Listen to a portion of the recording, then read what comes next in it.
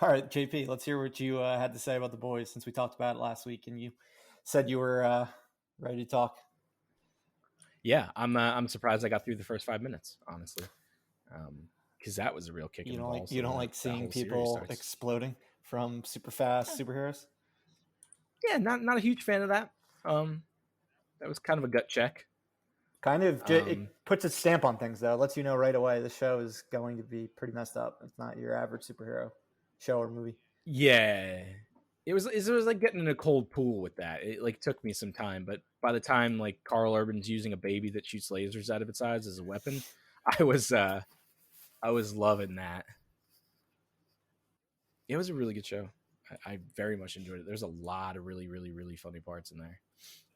So who ended up being your? I mean, I know who Doug and Murph really like his favorite characters. Who ended up being your favorite of like the soups? I guess, or the soups, the favorite soup, and then I guess favorite boy of the boys. Who's your favorite boy, JP? My favorite boy. That was the boy Grip. The best boy. The best boy. Yeah, sorry, the best boy. Yeah.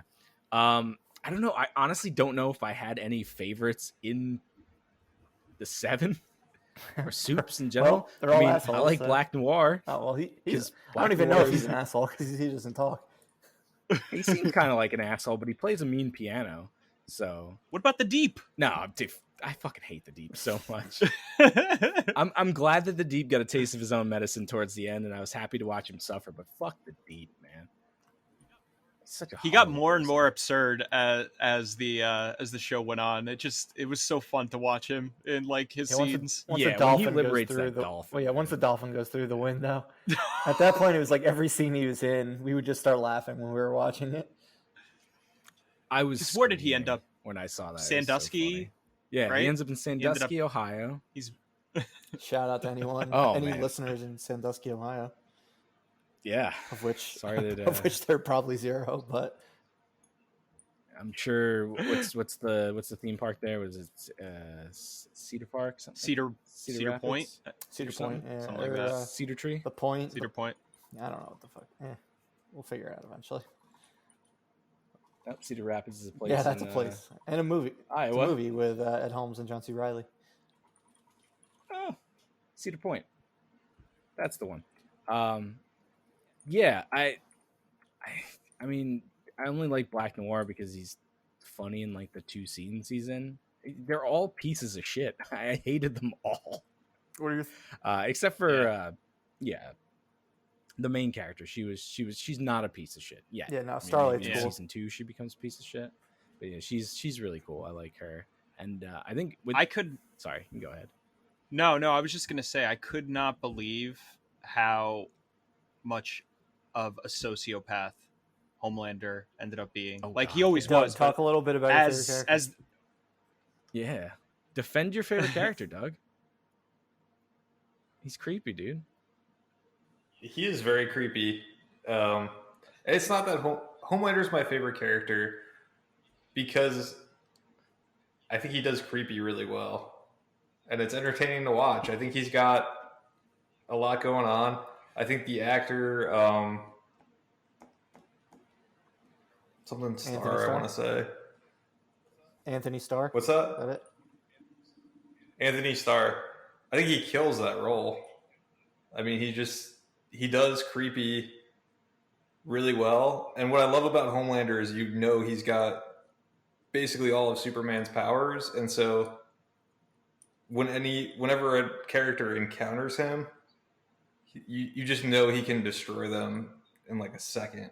And you kind of feel that when he has these moments where he's just staring somebody down or putting his hand on their shoulder. He's even worse every time he's dealing with Elizabeth Shue's character. Oh, God, yeah. That was some... Yeah, that whole relationship is I don't even know how a psychiatrist awkward. would analyze those scenes. Yeah, that's some Freudian stuff right there without it's like in love with your mother. Yeah, it's like mommy issues. Yeah, definitely mommy issues. Yeah, that was creepy. But we got to talk about, I mean, you've seen now the plane scene. Oh, yeah. I wasn't too surprised by that. kind of see it coming when they go to liberate the plane. They don't seem like they can actually do anything right. So I'm curious what the Supes are actually famous for, because it seems like they fuck everything up that they try and do.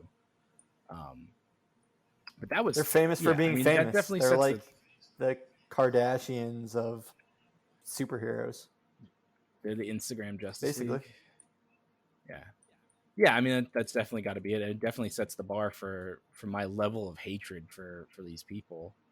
I mean, Queen Maeve doesn't seem that bad. She seems like she has her problems. Seems like she likes to drink. She doesn't like to acknowledge her past, but she's complicit. But she's probably the least bad out of all of them at this point. Obviously, Starlight, is pretty in the green at this point for not doing horrible things. And then Black Noir, you don't know, but I'm imagining probably did some pretty horrible things. But everyone else is just so incredibly unlikable. So I find myself rooting for Karl Urban and the boys, like, pretty vehemently. I don't know if you guys heard, but Shawn Ashmore, who was Iceman in the X-Men movies, he's playing Lamplighter in season 2. Oh, so really? Former member of the Seven. So that's pretty cool. They threw out a photo today of him, or he tweeted about it today, and it's kind of funny because he was Iceman and now he's on the fire spectrum. Fire guy. Lamplighter seemed like he had the coolest persona and costume out of them all. I mean, you only catch little parts and bits of it, but every time I saw Lamplighter in one of the pictures that they had, I kept saying, like, I'd like to see some of that. I'd like to see what that character was all about. So you're about to see it soon. Yeah, so I'm assuming that's got to be through flashbacks, right? Because didn't Karl Urban's character kill Lamplighter? I believe he said he did. I think they tried, though, didn't they? I thought that's why. I thought there was a reference to him saying that's how he knew that they could kill a Supe, was because he had killed Lamplighter. Well, he killed Translucent. I mean, that would make sense. Yeah, Translucent. But that was before I think he killed Translucent, right? Yeah. And I think so. They make it seem like the I forget the character's name, but the woman that seems to be in charge of all of them, or used to be in charge of all of them, of the boys. Yeah, the Elizabeth Shue's character. No. The older woman that Karl Urban was working with. That they go visit. Oh, yeah. Yeah, she was like the founder of the boys, right? Yeah, so it makes it sound like Lamplighter murdered her family because they attempted to kill him. But I don't know if they actually went through with it. We don't really know. We don't really know yet about a lot of that what happened, I guess, at that point, however long ago it was. But I assume we'll probably find out in season 2, right? Well, sure, we'll find out more. Did you guys catch the new trailer that just came out over the past few days? I did, yeah. I did. Yeah. They show it's a like lot. a solid 3-minute reveal with a decent amount of story compared to some of the previous trailers, which were just jokes or just quick cuts to like all the characters and things like that. But I'm really excited to see the new member of the Seven, Stormfront. I don't think, Thor? Female Lady Thor. Yeah, basically. Thor. I'm curious why, because I first glance in the trailer, I don't like her because she's overtly evil, it seems like. And I think it's just, she wants to bring in all the different Supes to fight, I guess, the other evil superheroes, but she seems just overtly evil. She seems like she's going to be a great thorn in Homelander's side. That's kind of what I get from the clip so far. And Aya Cash is just a fantastic actress. She was on You're the Worst on FX, and she just had so much range on that show. So I'm excited to see what she can bring to the table. I'm wondering if she's just going to be like try to serve as a contrast for Homelander, where Homelander doesn't look so bad in comparison to this. Granted, somehow worse Homelander's throwing a kid more off evil. a roof in the trailer. So, but it didn't look like he killed him. I think it's his kid that has superpowers, most likely. Yeah, probably. Well, he did blow up the baby. That's true. That wasn't a great look. Oh my god! Yeah. Yeah, it seems like an interesting season for sure. But What did you think of the ending of the first season? oh my god, I was not expecting. So that. I was, yeah. Yeah, when I it wasn't turns either. out that his wife is I guess spoilers. Yeah, Right? people I mean, probably should Yeah. watch that it, his or they can spoilers. skip this part at this point in time. yeah, skip, mute it now or skip this part. We'll talk some spoilers, even though we kind of spoiled some things already. Go back and we spoiled go the back in entire time season. and just Yeah. know that there were spoilers, and we'll throw it in the description to the episode. Yeah. Yeah, when it turns out that Carl Urban's wife is still alive and she kept the kid and she's been hiding from him the whole time, that was because they made it seem like she was there at her own accord. And Oh yeah, that's kind of fucked up. yeah. I mean, they played Yeah, with no, your I'm thoughts not- the entire time, whole- like making it seem like she was like raped by Homelander when apparently it was not that. Obviously, Homelander's still just a monster, but it was a little different than But then what you watch the trailer. Butcher thought it was. But when you watch the trailer, it seems like they went back on that. And that she seems like she's trying to get back. We To Butcher shall and all see this on stuff. September 4th, but It'll be it interesting. sucks because they're not dropping the whole season all at once, What? which is weird of Amazon to do. Because they're Do we know how only many 3 episodes? the first day.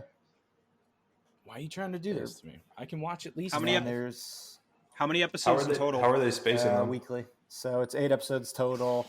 So it's 3 episodes Friday, September 4th, and then an episode every Friday after that for the next 5 weeks. That's not cool.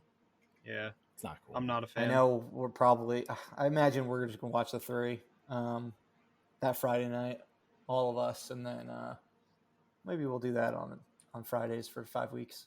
It's not like there's much else going on right now. I mean, as long as Doug watches it. Doug. I'm gonna watch The Boys. Doug was You'll know that I'm the gonna watch The founder Boys. of the Boys fan club, and when it comes to Luke Creed Alright. film, he was tooting its horn for a long time before he finally forced Corey and I to watch it over Christmas. Yeah, I Christmas literally had to break. lock them in my parents' basement in order to get them to watch The Boys. Was Classic that Christmas Homelander. or We banged out the season in like for a 3 week? days, probably. Good lord. It's good stuff.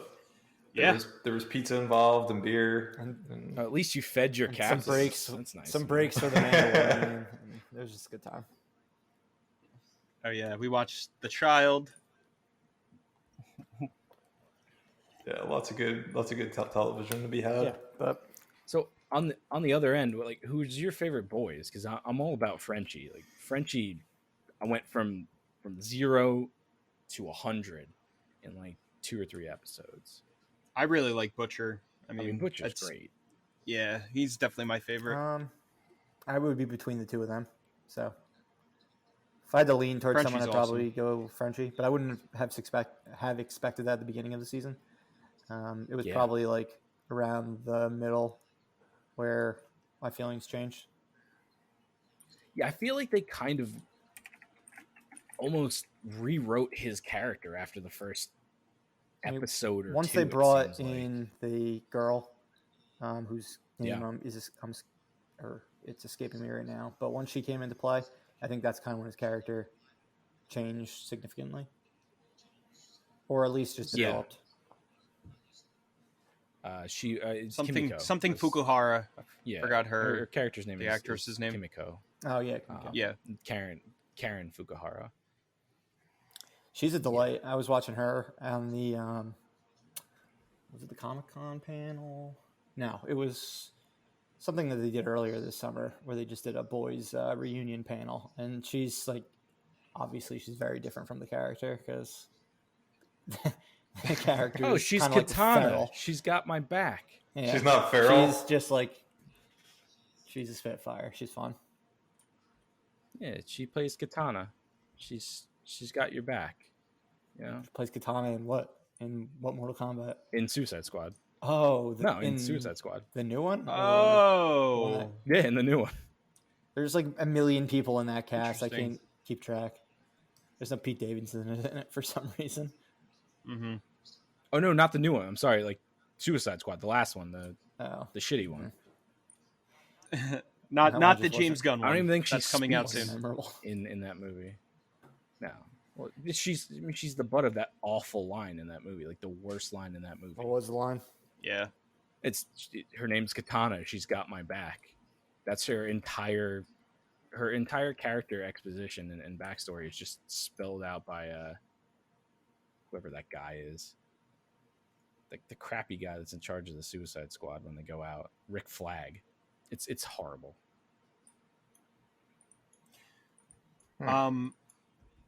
Huey is one character that I don't know if you guys remember this, but like I was not about Huey at all.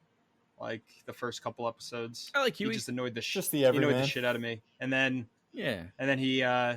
he grew on me You're very quite a bit. judgmental for someone whose girlfriend That's- just got murdered. Yeah, he was No. it's a tragedy, man.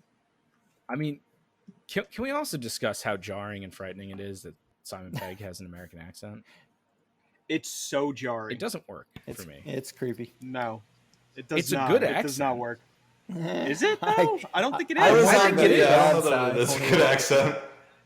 A good accent is one that you don't notice, and it's noticeable But- with him. So imagine this. Imagine like your mother shows up and she just starts talking to you with a British She just accent. starts talking like Simon Pegg. Yeah, it would be horrifying. And it would all I know is Simon Pegg is, English or vaguely Scottish in Star Trek. And then now all of a But there's sudden- actors that I know are British, or I've heard have British accents the majority of the time, and then when they do an American accent, it doesn't bother me. Yeah. But for whatever reason, the Simon Pegg accent just like doesn't sit right.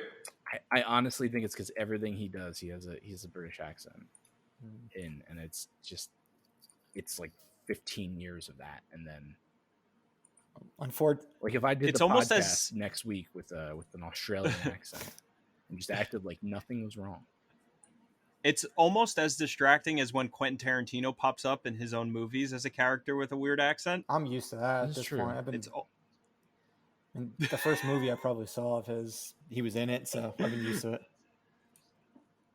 I think the first movie I ever saw him in was From Dusk Till Dawn. That's true. I saw Did he that have an before accent I'd in seen that? any of I don't his own remember. movies. I don't think he I don't speaks remember. in that movie. he might not. I mean, and a lot of them he doesn't have accents in, like Reservoir No. Dogs, Pulp Fiction. His voice. I'm just thinking of My Django. problem with him is he just Specifically. doesn't seem like a real human being. So Yeah. it's just something off about him. He doesn't work in his own movie's world. That's off topic. Yeah. But yeah, Simon Pegg is not going to be in season 2, so we're not going to have to be worried about being distracted by his That's a voice. shame. Would love to see him return though, just because Simon Pegg is the man. But Yeah. we'll talk more about the boys come September 4th. But let's Can't get wait. on to the show.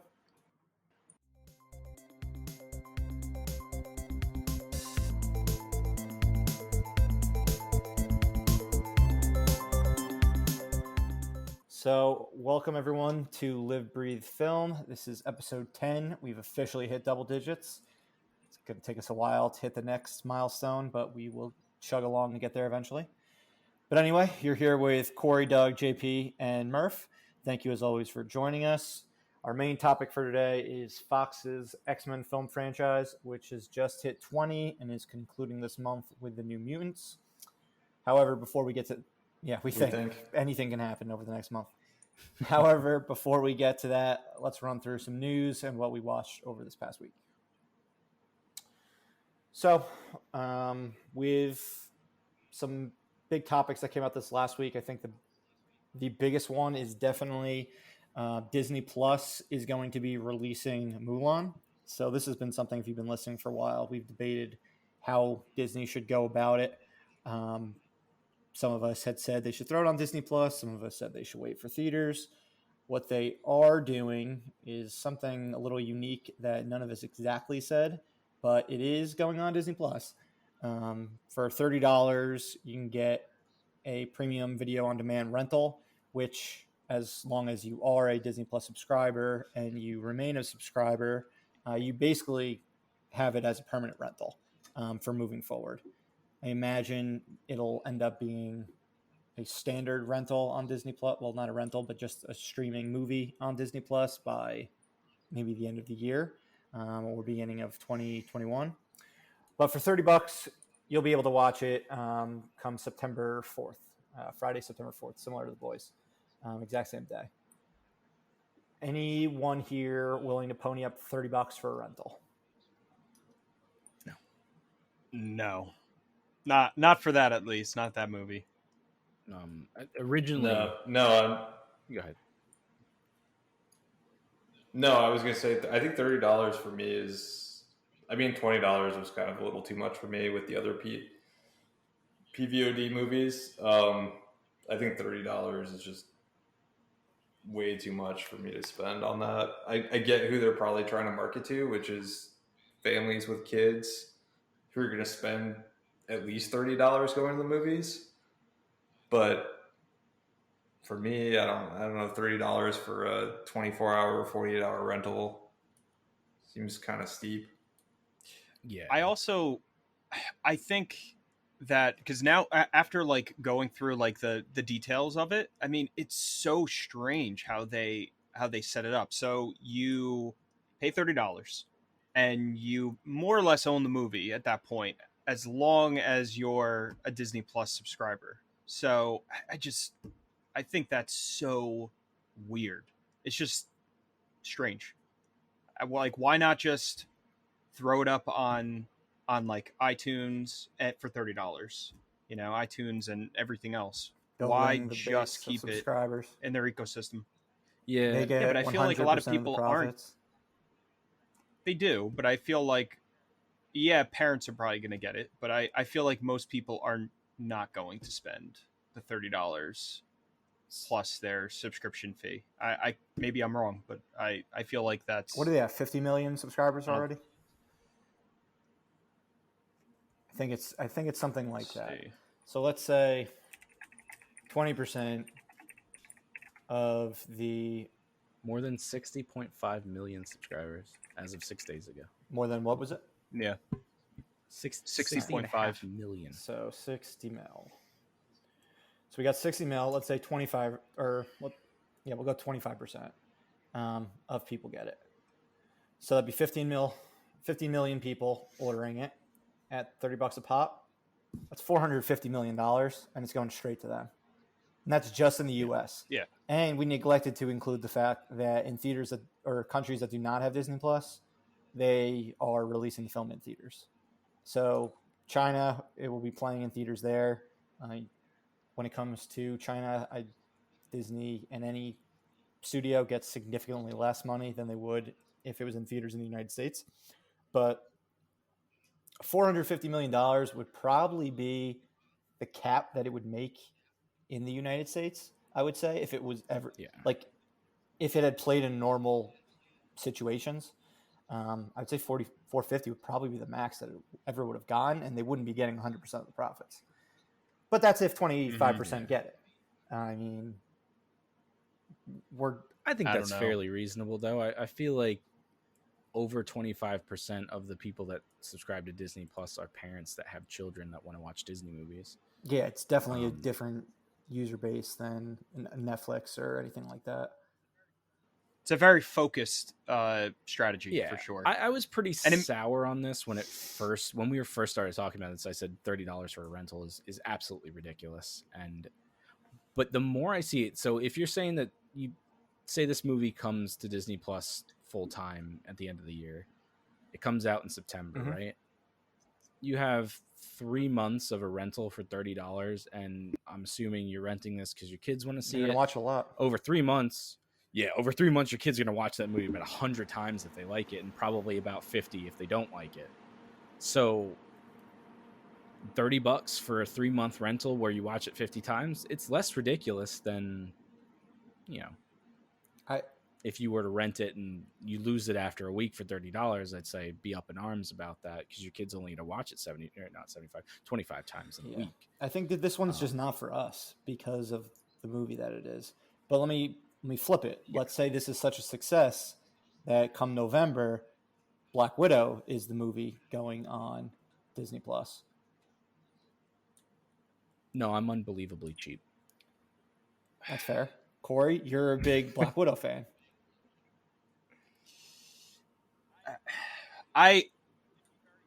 It'd be very difficult for me not to do it, but I would not feel I would not be happy about it. I just wouldn't. I wouldn't be happy about it, but I'd be hard pressed not to do it. Yeah, I mean, I did. So it'd be like going to Disney World and you spend $300 to get in, and you're mad about that, and then you get there and you forget about it. Exactly. Yeah.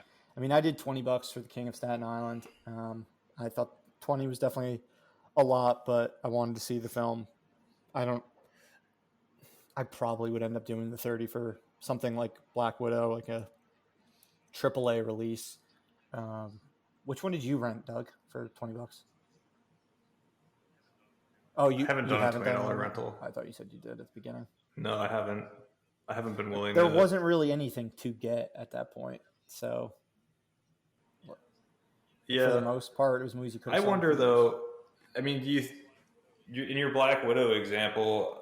I mean, do you think this is something that? I mean, even if it is successful, is this something that Disney does again in the future, or is this kind of just because Mulan really was playing towards an overseas market anyway? I think as long as COVID's a thing, and it's like a big thing, then they do this again. Yeah, I could see. I Disney don't think doing it's it a again, thing. Now that you said that, like at some point next year, I don't think it's going to be a thing that they do anymore. I think it's either the movie plays in theaters or the movie is a directed Disney Plus movie, but like basically like a directed DVD movie where it's just part of your subscription. You're not going to have to worry about an extra fee or anything like that.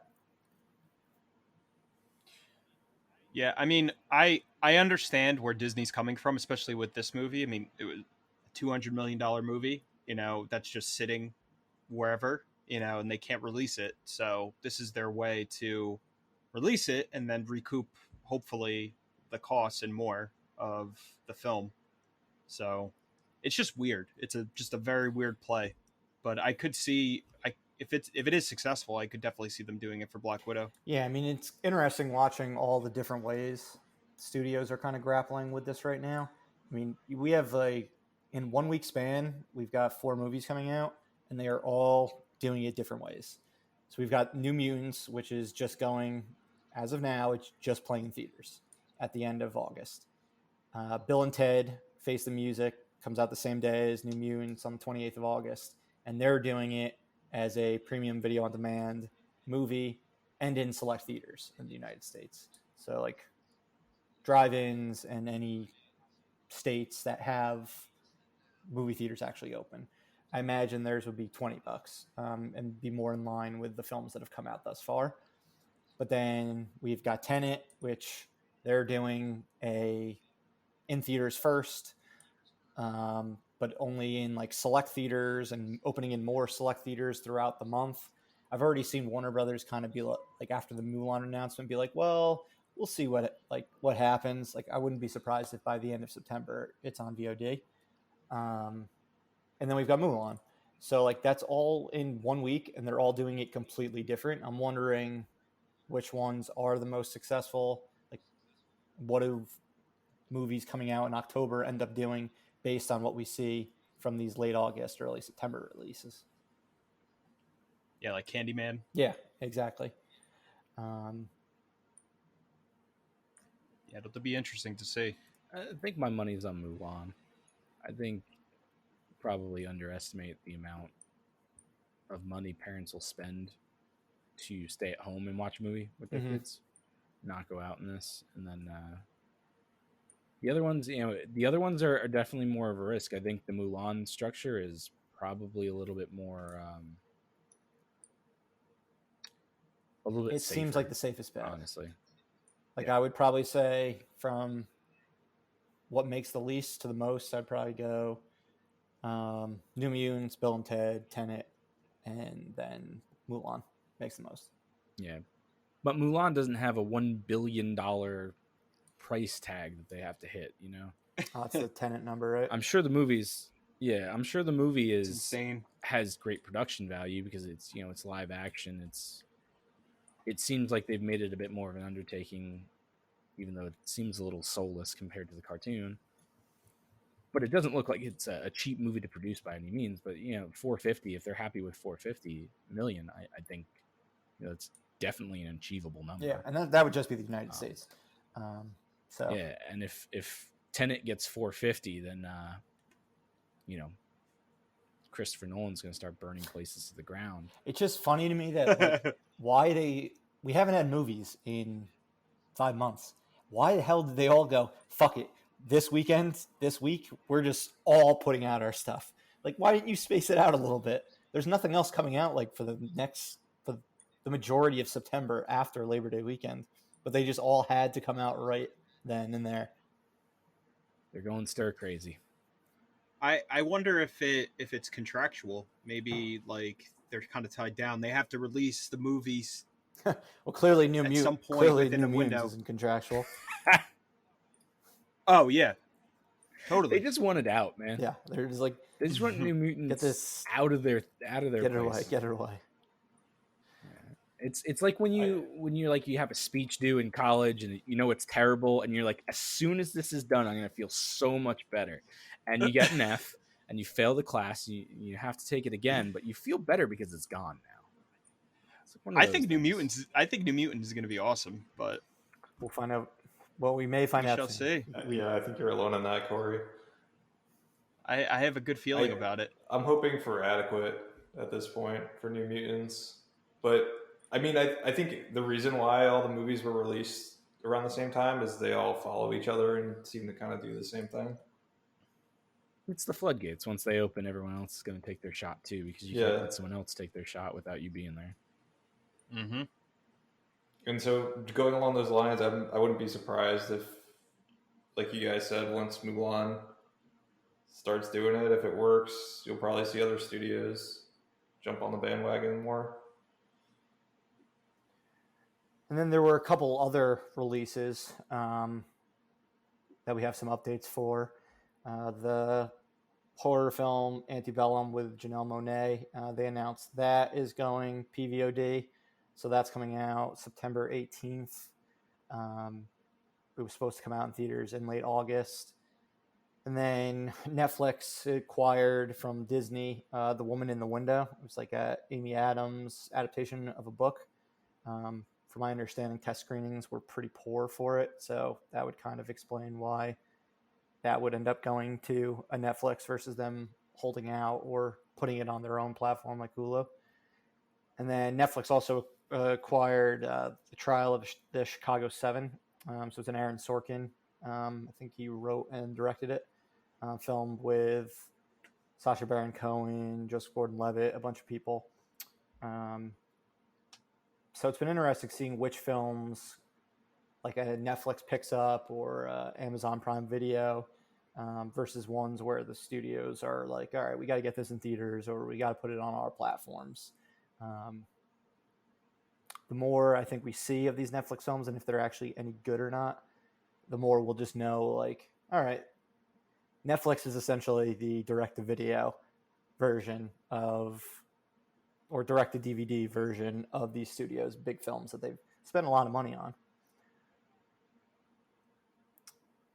But as for updates from COVID and the world of actually producing movies, Lionsgate announced this week that they're going to be shooting John Wick 4 and John Wick 5 back-to-back. So they're just waiting for everything to be completed with The Matrix 4, and then I guess they're going to be working on the two of those. First of all, who the heck's excited about this? Yeah, So John excited. Wick. Who would have thought 5 John Wick? How films? is he still walking? It all takes place in the same week. Yeah.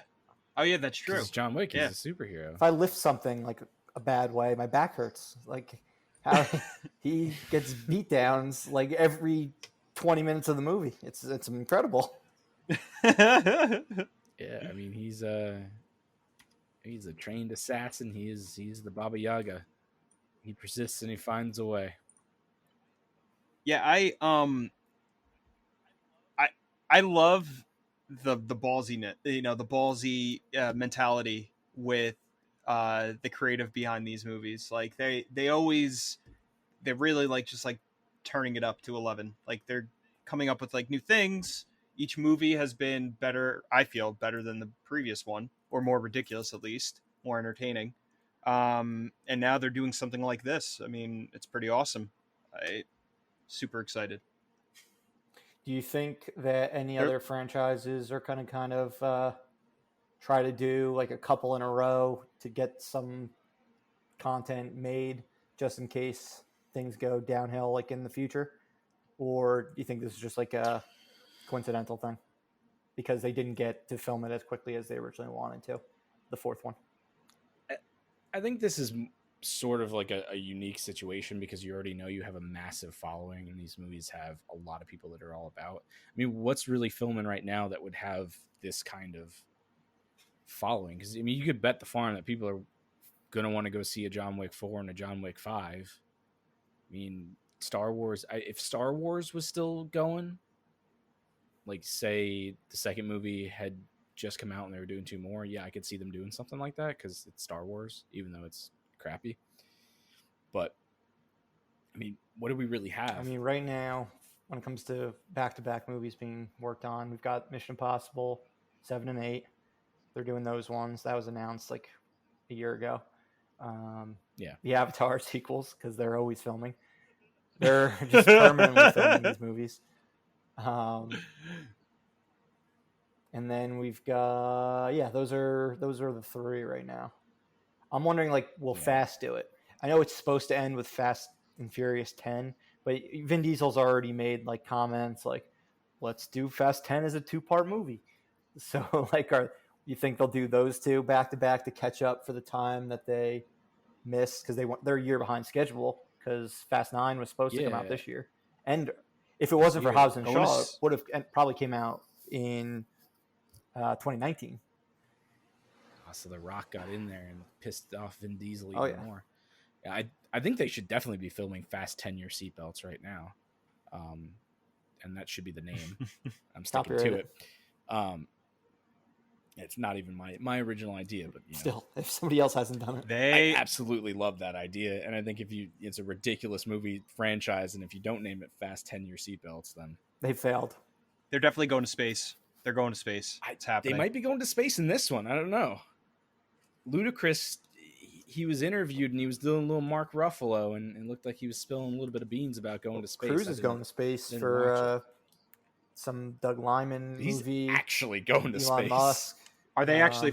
Yeah, they're going. That's really cool. Maybe. Wait, what's going on? Great to Tom. Glad to see you're paying attention, Doug. Tom Cruise is going to space. He's going to film an actual. I heard that, but I found that surprising. Is it like the Scientologists or something? No, Hollywood is. No, it's the studio is sending. He's sending himself, man. The studio probably doesn't want to do it, but he's probably screaming at them to send him up to space for a movie. So he's going to do a stunt in space. Yeah. I think he's going to film actual scenes in space. I'm not surprised because Tom Cruise, he likes to do crazy shit. He's out of his mind. Yeah, I mean, when you have infinite amounts of money in a church to back you doing it, might as well. Yeah, I mean, I'm trying to think of some other movies that I could see Marvel doing it with films, not necessarily sequels. They have different just films. Well, I guess you could do back to back if you needed to. I don't know. The ones that I immediately thought of were the like straight up like action movie franchises, like real world action movie ones. That since that's the one where we've seen the pattern thus far over the past year. Now with Mission Impossible and John Wick. Yeah, I think those are easier to do, right? Because if you have a bad action movie, it's still an action movie. But even talking about superhero movies, if you could do maybe another Suicide Squad after the one they just filmed, but what if that's a piece of crap? Then they're films that are like globetrotting. So I feel like if you have a window to do it, these studios are going to want to do them. Maybe like a James Bond. Let's say they cast Daniel Craig's replacement and they bang out 2 in a row, because that's a franchise that's kind of had a lot of delays over the last 5 films. Yeah. I mean that's a little more difficult though, because you got to cast Yeah, basically the entire movie. true.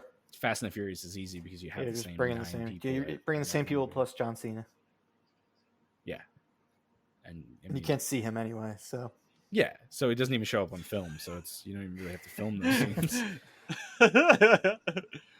I think it's an interesting idea. I wish more of them would do it, because the one thing I want when all this ends is more movies. So, as do we all.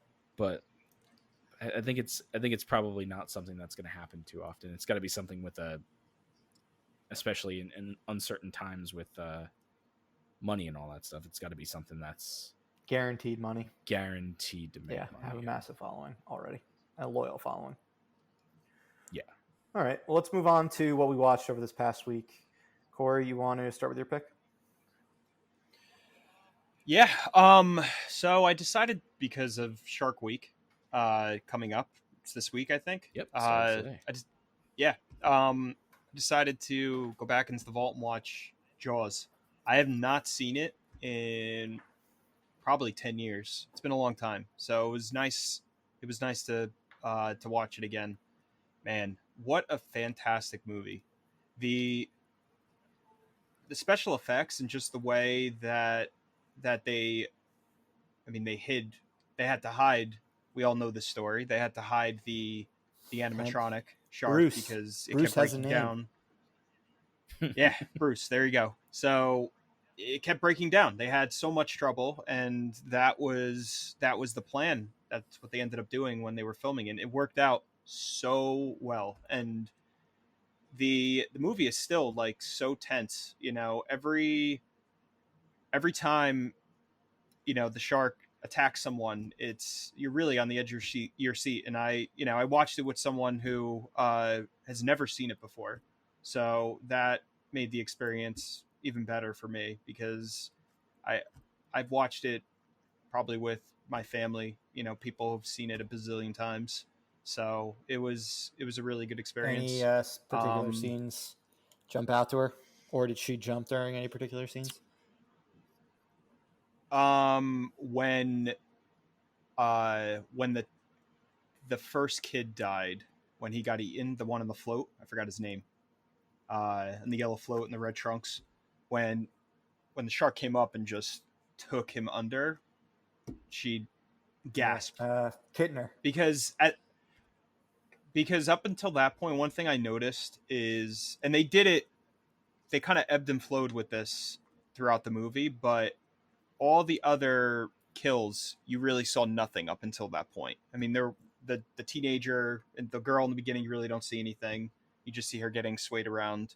And I feel like there was one other attack before the boy. Maybe not, but that one, I was expecting to, you know, the kid to just get taken under, not to be that gory. No, he gets fucked up. And graphic. And for a split second, it was so shocking, even though I've seen it so many times. That moment, and also when in the bay, when the shark comes underneath the guy and pulls him under, you kind of see like the silhouette of Jaws underneath the water, and then he just like takes him right under. That was awesome. And just the way they shot that, I don't even know how they did it, because clearly there was no special effects at that point like that. But you see Jaws as like silhouette and like his outline underneath this guy when he's trying to get out of the water, and then he inevitably gets taken. But that shot was so cool. Yeah, I mean, and anything with Quint is like the crazy bastard. He's like one of the best.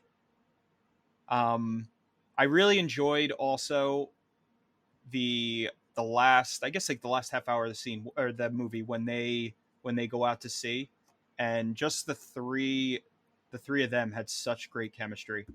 You know, those three characters and those three actors, they had fantastic chemistry. I could just sit and watch them just banter for hours. But remember that movie that just came out like a couple months ago on Disney Plus, Artemis Fowl? Yeah. The main character in that movie is Quint's grandson, like in real life. Really? Oh, wow. The Yeah. young child actor? Which Wow. is like pretty crazy because Quint seemed like he was 100 years old when Jaws came out, but he was only like 50. That's crazy. Wow. The old grizzled Yeah. man. I mean, Richard Dreyfuss is definitely a big call out for me. I loved Hooper. Like, he was just such a great character. Yeah, when I was a kid, Brody was definitely my favorite, but I would say Quint. Robert Shaw just gave it an incredible performance. Mm-hmm. Yeah, so he was even younger. He was only in his 40s in Jaws. That's crazy. He looks so much died older. when he was 51 in 78. Yeah.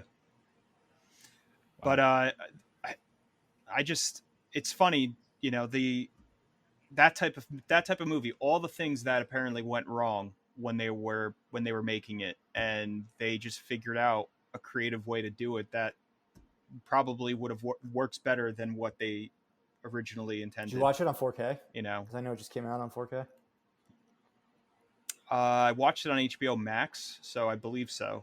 I think that it's the 4K version, but I'm not entirely sure. I did notice that it looked great incredible. On Blu-ray. Yeah. I got it for the, So, I don't know, what was it, 40th anniversary? No, mhm. I got it even before that. But I saw it in theaters for the 40th anniversary, and that was just cool to finally catch on a big screen. Yeah. Yeah. No, I was taken back by how good it looked, because I wasn't expecting it to look as clean and restored as it did, but it was a great experience. So if you want a good movie to watch during Shark Week, definitely Or check ever, out Jaws. because it's just You haven't one of seen the it in best a while. movies ever made. Yeah. What about you, Doug? What'd you watch? I finally got around to catching the Hunt, which is Damien Lindelof's movie that he was involved in, where I don't know if you guys remember, there was some controversy where that movie wound up actually getting pushed Like 6 back months. a bit. Basically because of the president and just like the outrage that movie caused, Which was so unnecessary once you actually I don't know see what's the ever film. happened. Yeah, and I think it was more just like the concept and the trailer, but yeah, the concept is you've got these liberal rich people that are capturing and hunting these conservative. It's funny watching you just try to say the right thing for everything you're talking rural. about right now. You're like tiptoeing around every word. that you're saying. Yeah, I mean, I don't want to offend No, anybody, I get it. but yeah, it's definitely like a very hot topic, and that's probably why the movie got pushed, is because it's such a hard line to toe. But I just didn't, for all the controversy, like you said, I just didn't find the movie to have a whole lot of anything inflammatory, and to me, it just didn't feel like it had a lot of substance.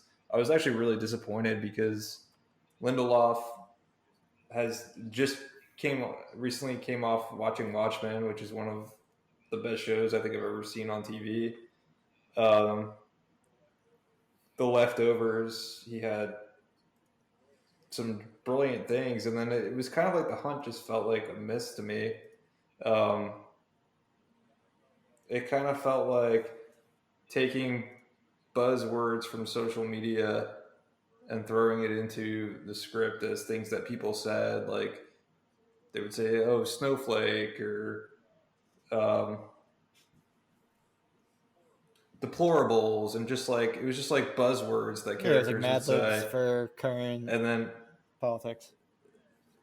yeah, it just felt like a lazy script, which I was really shocked about, being that. And I don't know, did Lindelof write it, or was it just his I concept? believe he wrote it. Do you know? I think he wrote it. He wrote it? Yeah, just like he's smarter than that. I felt like it wasn't as it seemed like a clever concept, but he wasn't it wasn't cleverly done. It just felt very blunt with the character choices, but it was.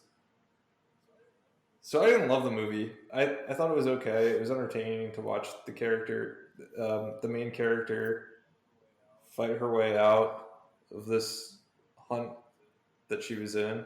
I was surprised. But other than that, I mean, I got it was supposed to be a parody, but it just like I didn't find it that funny. I was surprised that one of the characters died like immediately. Who was like a pretty well named person in the business. I expected more from that character going into it based on the trailers, so that kind of got me. I did like Glenn Howerton from Sunny. I found them making fun of the like rich liberal elites to be way more funny than making fun of the. I'm kind of going through the same thing you were, or the deplorables, based on what they were called in the film. I definitely thought they had a funnier takedown on the left than the right, which is why I thought it was so funny that Trump made a big deal about it last summer, and the film got pushed. Yeah, I mean, no one saw. I mean, anyone that decided that it was going to get pushed, it wasn't that people saw it. It was just like the concept of it, where you've got these rich liberal people hunting conservatives. I get why people were upset about that, but yeah, watching the movie, it was a lot of it was tongue in cheek, and it was more.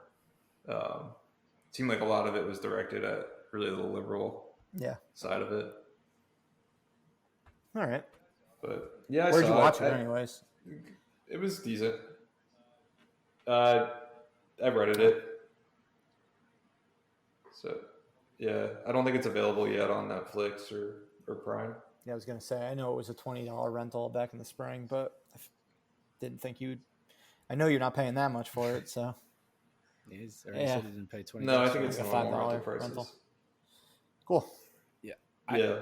I had read about this movie when it came out, because when I saw the trailers, I said, looks like a lazy-ass movie that's just trying to, like, harp on current political topics and stuff like that. And reading through the script, not even the script, just what they have on Wikipedia, and I went through the whole thing. I had to read it like 3 times to figure out what the fuck was going on.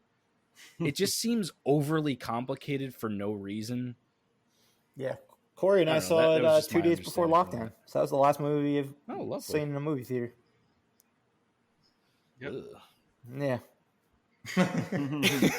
It was a very empty theater. I'll bet. Incredibly empty. I feel like I didn't realize we still wouldn't be back at a movie theater 5 months later. Yeah. But here we are. I don't think there were 3 or 4 more people other than Probably us not. in the theater. I think. All right, JP, what did you watch? I started on an adventure of a new television show, which I'm almost done with, which is sad. I watched Norsemen on Netflix, which was recommended to me, and it looked pretty funny. It has 3 seasons on Netflix, I believe, currently. I'm just starting season 3, and I really like it so far. I used to watch Vikings on, I don't know what, I guess it was History Channel or something like that. It was. Still need to check that show out. I forget where that aired, and I watched 2 or 3 seasons of that. I really liked it. That was a really cool retelling of, Norse people going west to England and pillaging there and setting up colonies. And this is like that, but not serious at all. It's got a really fun sense of humor to it. And looking at the cast, almost everyone from this cast is from Norway. So it's all, people playing ancestors of people that lived in the area. So all the accents are really believable, and it's just it's sort of tongue in cheek. It almost reminds me a little bit of What We Do in the Shadows, except for instead of vampires, it's Vikings, and they mention repeatedly that they go and they pillage and they marauder, and that's what they like doing. That's how they have their fun. It pokes fun at the weird, archaic way that they used to live their society. And then as I'm getting into season 3, they did something really, really interesting. So season 2 ended with a pretty big sort of, not really cliffhanger, but something pretty serious happening. And all season 3 seems like a flashback. So instead of doing one flashback episode, I think they've committed an entire season to flashback, which I think is really neat. That is cool. It took a little bit of getting used to, but you get to see where a lot of the characters come from because they sort of just jump into it in season 1. But it's a really, really funny show.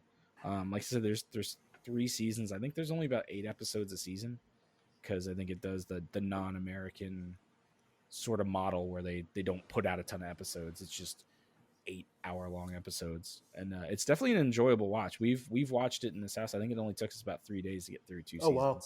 So yeah, it goes really fast, and it's just enjoyable. And there's just so much humor that they set up, and you see it coming from a mile away, but it's still funny. It's refreshing. It's not like a typical Netflix stupid sitcom. It's something different, and it's definitely been enjoyable so far. I'm looking forward to finishing season 3. Awesome. Yeah, I'll have to read more. That's about been it. recommended to me a few times on Check it out. Netflix. I've never heard of it. Yeah, I mean, So it's worth a watch. I mean, it's, even if you don't like it, you're not going to waste too much of your time. You'll know within a couple of episodes because the humor doesn't really change. But the cover photo, I thought it was just like gonna be the Viking again, Yeah. or Vikings again. I had no idea it wasn't serious. yeah, I had to It watch looks the like a trailer. serious- Yeah. Watch the trailer. Take a look because there's some. I mean, you'll get an idea if you like it from the trailer or not. Yeah, it's like Vikings, but goofy. Cool. Cool. Add it to my short Your list. short list, which is a very long list. Super long. All right. Well, for those who've been listening to a bunch of our episodes, we have talked quite a bit about this season of Perry Mason. We're going to 3 of the 4 of us have finished the season. So we're going to get back to that at the end of this. So if you stay in through the credits, we're going to have a very, very spoiler-filled discussion about the season finale. But for now, let's segue into my pick, which goes right into where our main topic of tonight, which is Fox's superhero films, X-Men in particular. But what I watched over the past week and surprisingly enjoyed was on Disney Plus. It was the 2015 version of Fantastic Four. So I was expecting absolutely nothing from this film. Based on the reviews, not only the critical reviews, but the audience interest in the film based on how much it bombed and based on how much everyone said it was just trash, I was expecting it to be really bad and was surprised by how much potential it kind of showed. And if the studio did not interfere, which it's very clear that they interfered a lot in the second half of the movie, because it has a very, very surprisingly long buildup, like that first act, which is dealing with them, their lives prior to turning into superheroes, them getting their abilities. And then the movie, they get their powers, and then it feels like the movie's over in like 20 minutes.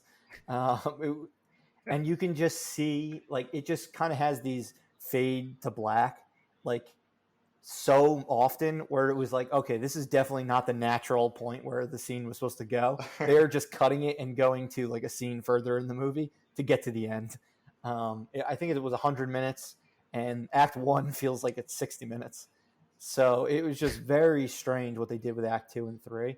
And if they didn't mess with it, I would have liked to see how Josh Trank's version ultimately was overall. I think some of you guys have seen the film before too, right? Yeah.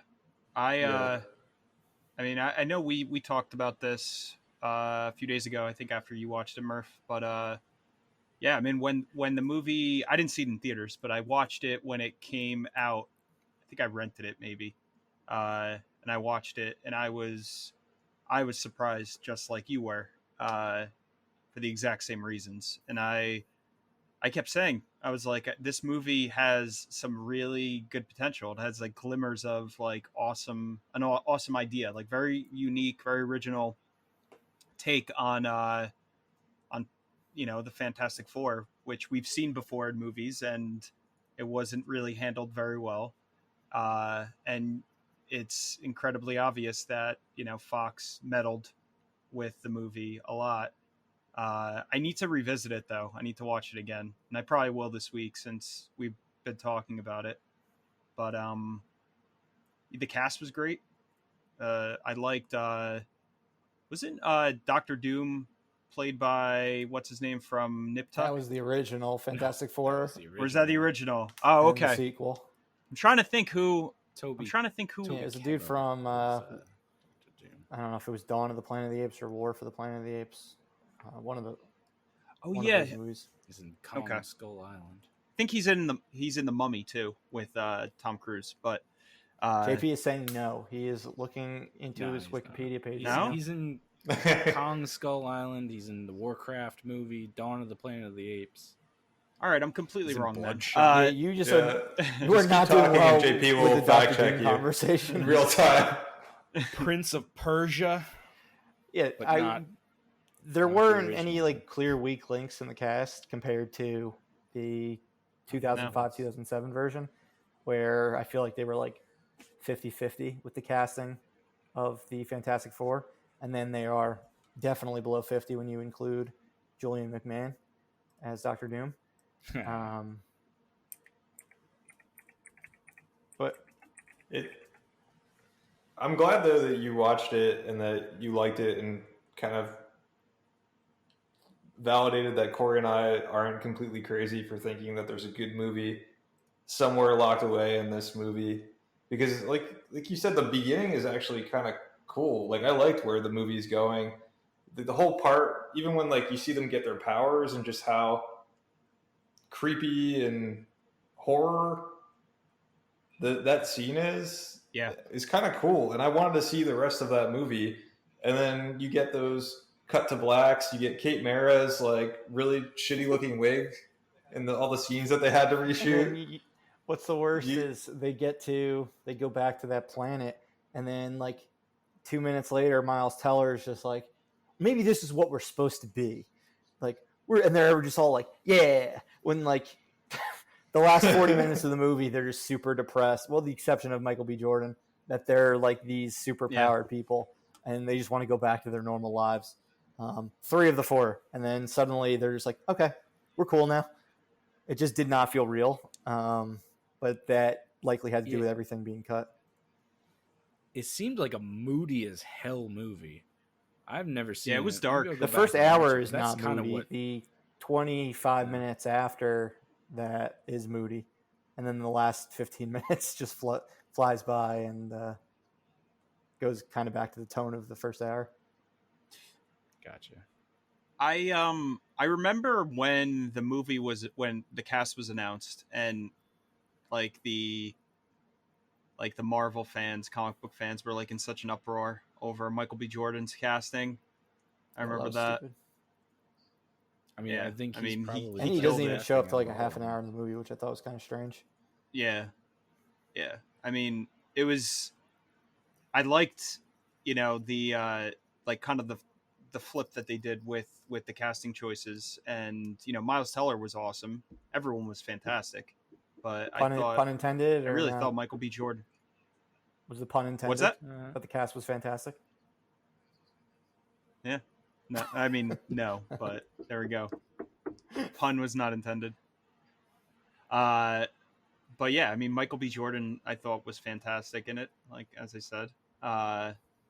And I think I'm definitely gonna watch it this week because I don't really remember much about it. I just remember liking the first hour, and then it just completely taking a nosedive.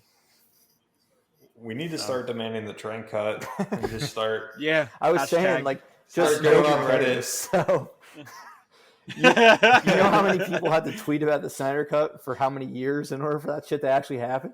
They were renting out planes and flying it over buildings with like messages written on the back. They were going hardcore. I have no patience to try to get this Trent Cut released. I'll throw out one tweet and then nothing will happen.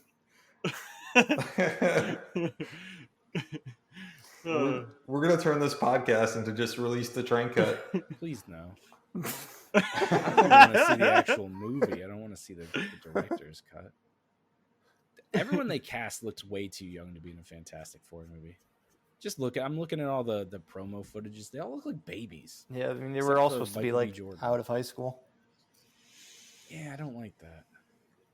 Yeah, they do all look young, except for Kate Mara. Like feels like the older one of the group. Yeah. All right. Well, that's enough Fantastic Four, but that leads us right into another Fox superhero series that we're going to be highlighting in our feature presentation. We've got the X-Men films. So the reason why we're talking about this is it just had its 20th anniversary last month in late July, July 20th in 2000, I believe. And at the end of August, as you know, the New Mutants may come out, which is the 13th and final film of the Fox series of films. So we've had the original trilogy, prequel trilogy, plus the combination of the two with Days of Future Past, the Wolverine trilogy, the 2 Deadpool films, and now the New Mutants.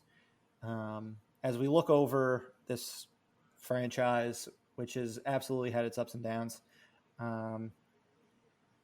Their downs are very down too, and their ups I wouldn't say are crazy high, but they are different and unique in ways that superhero movies really aren't for the most part right now. You kind of know what you're going to get out of an MCU movie for the most part, even though they're always enjoyable. They really kind of swung for the fences with some of these, particularly Logan and Deadpool. So what did you guys like out of the series? What did you not like? What do you want to see from the X-Men in the MCU, which will inevitably be rebooted sometime over the next 5 to 10 years? And in terms of the original trilogy, X2 stands out. I mean, I need to watch it. I haven't watched it recently, but that was always one that I thought was like kind of reached like a good, positive high point for the series. It was just a fun movie. The prequels, First Class, amazing. First Class is such a good film. And then with the prequel trilogy, it definitely seemed the quality just took a nosedive pretty quick. Apocalypse was horrendous. I actually like Dark Phoenix more than Apocalypse. I think that movie is absolute trash.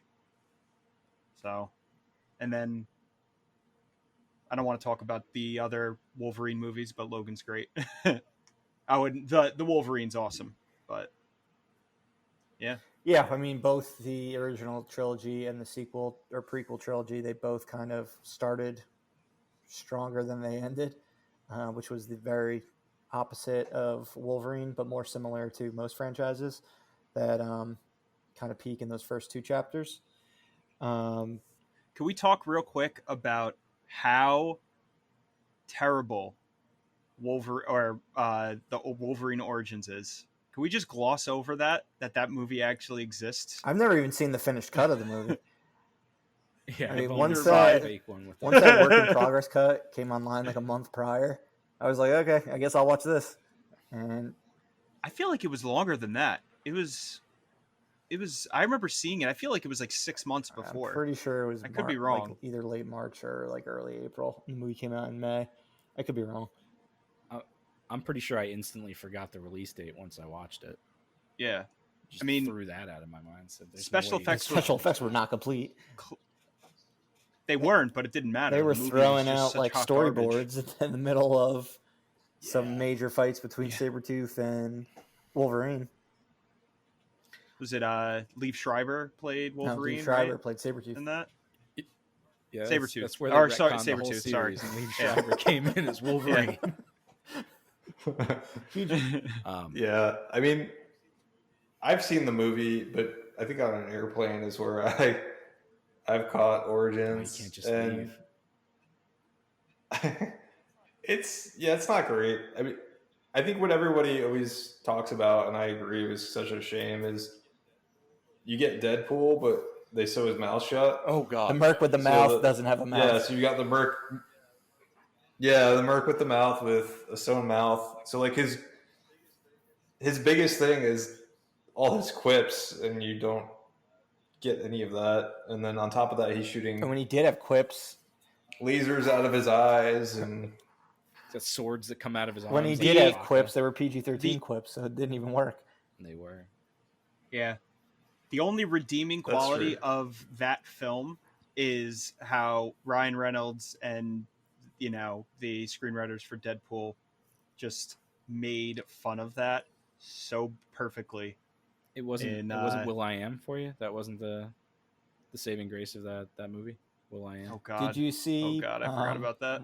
Ryan Reynolds put out his cut of Green Lantern on Twitter this past week. I did not. No. Oh, you got to check What? that out. He does his own Snyder cut version for Green Lantern. No. I will definitely check that out because I love Green Lantern. He was a great Hal Jordan. Movie sucked, but he was a good Hal Jordan. But yeah, he was, and it kind of, like you said, it got the later Deadpool started with him being Deadpool. Yeah, In the first one probably started the bromance between him and Hugh Jackman. yeah. I mean, those too. were like the two good things that came out of that movie. So it's Also, do you guys think? No, go ahead, I JP. mean, I think Liev Schreiber as Sabretooth was actually pretty good.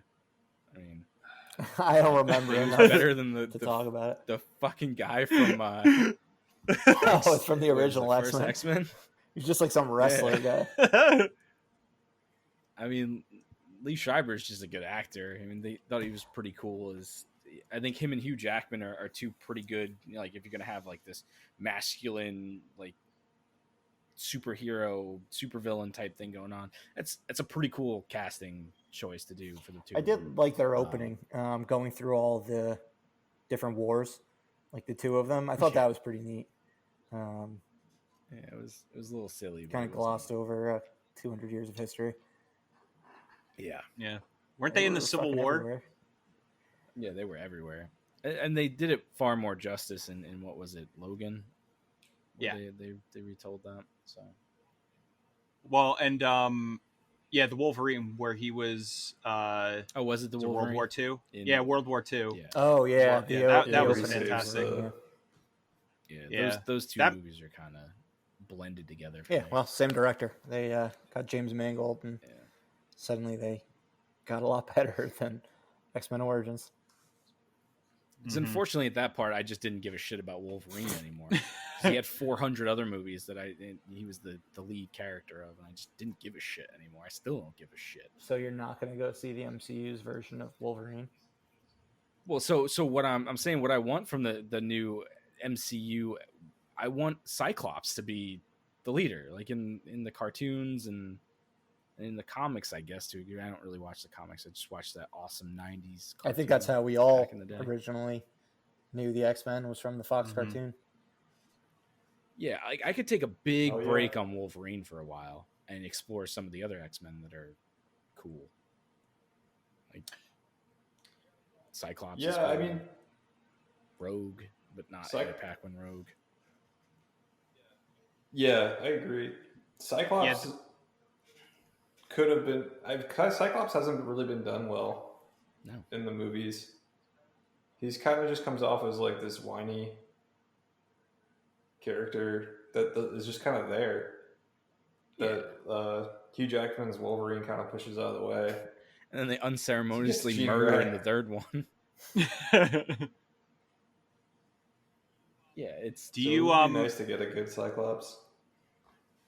Do you guys think that we're gonna eventually actually get the Ryan Reynolds and Hugh Jackman Wolverine Deadpool movie? I'm hoping so. I mean, I don't know what Disney's plans are with Deadpool. It's already been what now? 3 years since, or 2 years since Deadpool 2 came out? 2 years, I think, since 2. And there's been Yeah. no talks of what their plans are. I mean, they're not going to put R-rated Ryan Reynolds in the MCU.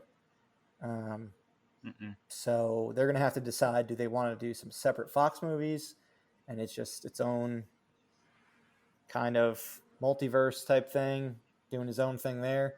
If they do that, then I guess you can get Hugh Jackman back for a movie.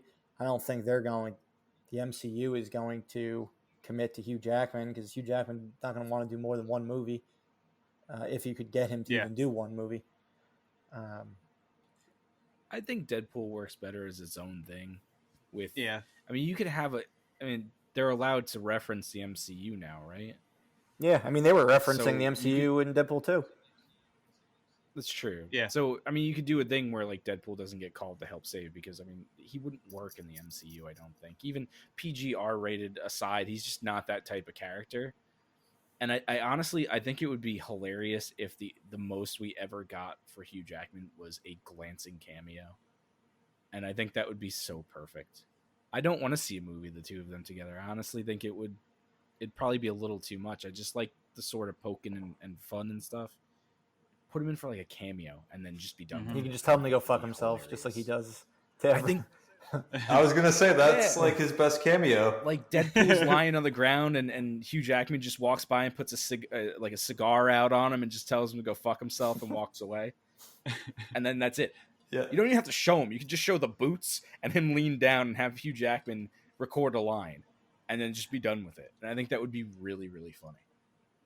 Yeah, I think they could definitely just get away with having him gloss over just like the multiverse, kind of still be in the Fox universe, but maybe have like nods to the MCU, the current MCU, and just have like his misadventures. I mean, people would eat that up. I would eat that up.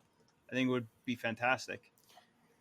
Just use it as a way to just continue the character.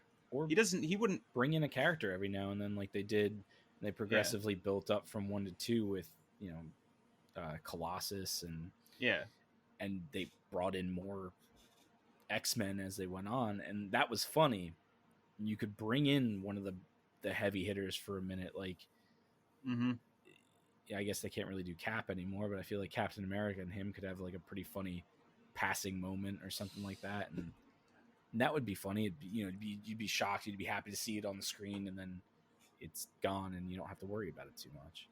I think creatively there's just so many things that they could do with the character and not directly have him just in the MCU.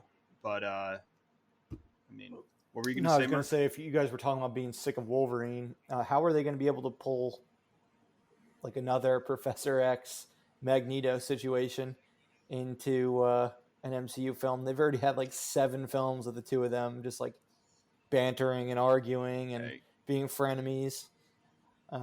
You got to make Magneto just bad. You can't do the thing that they've been doing. Is like, oh, he's bad, but he's kind of good. Just make him bad. Just make it so they have a friendship, and he's just a bad dude. Yeah, we've never seen that side of. I mean, he was evil in the other ones, but we never saw that unhinged, evil Magneto, Eric Lenscher. Other than somewhat in the prequels, but I mean, they could really run with that. They glorified him too much in the prequels. That's the one thing I have against at least First Class, is they made him until the very end. You felt bad for him, and it's great to set up, but they need to do really something carried different on with that. Where it's in Apocalypse, they're like, oh, he's super bad, but he's still kind of good, guys. And then the whole Mystique thing, where they made her a hero throughout the whole thing, was how she went from hero to villain to anti-hero to hero to dead. When you do X-Men again, define the bad ones, define the good ones, have them fight. they did it in the first X1 and X2. You had the bad ones, you had the good ones. Magneto, Towed the he line. was still kind of friendly to. Yeah, he towed the line. He was still friendly to Xavier, but he was all about what he was all about.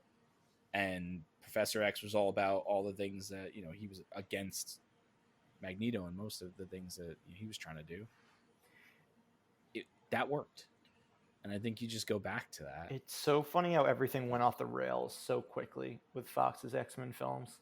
Like, it felt like when Days of Future Past came out that it was like a coronation, like everyone returning to be in it, and they like seemed like they finally had their shit together. Bryan Singer was coming back. Granted, I don't think Bryan Singer's a good director. We've talked about this. But people were happy that he was returning to the franchise.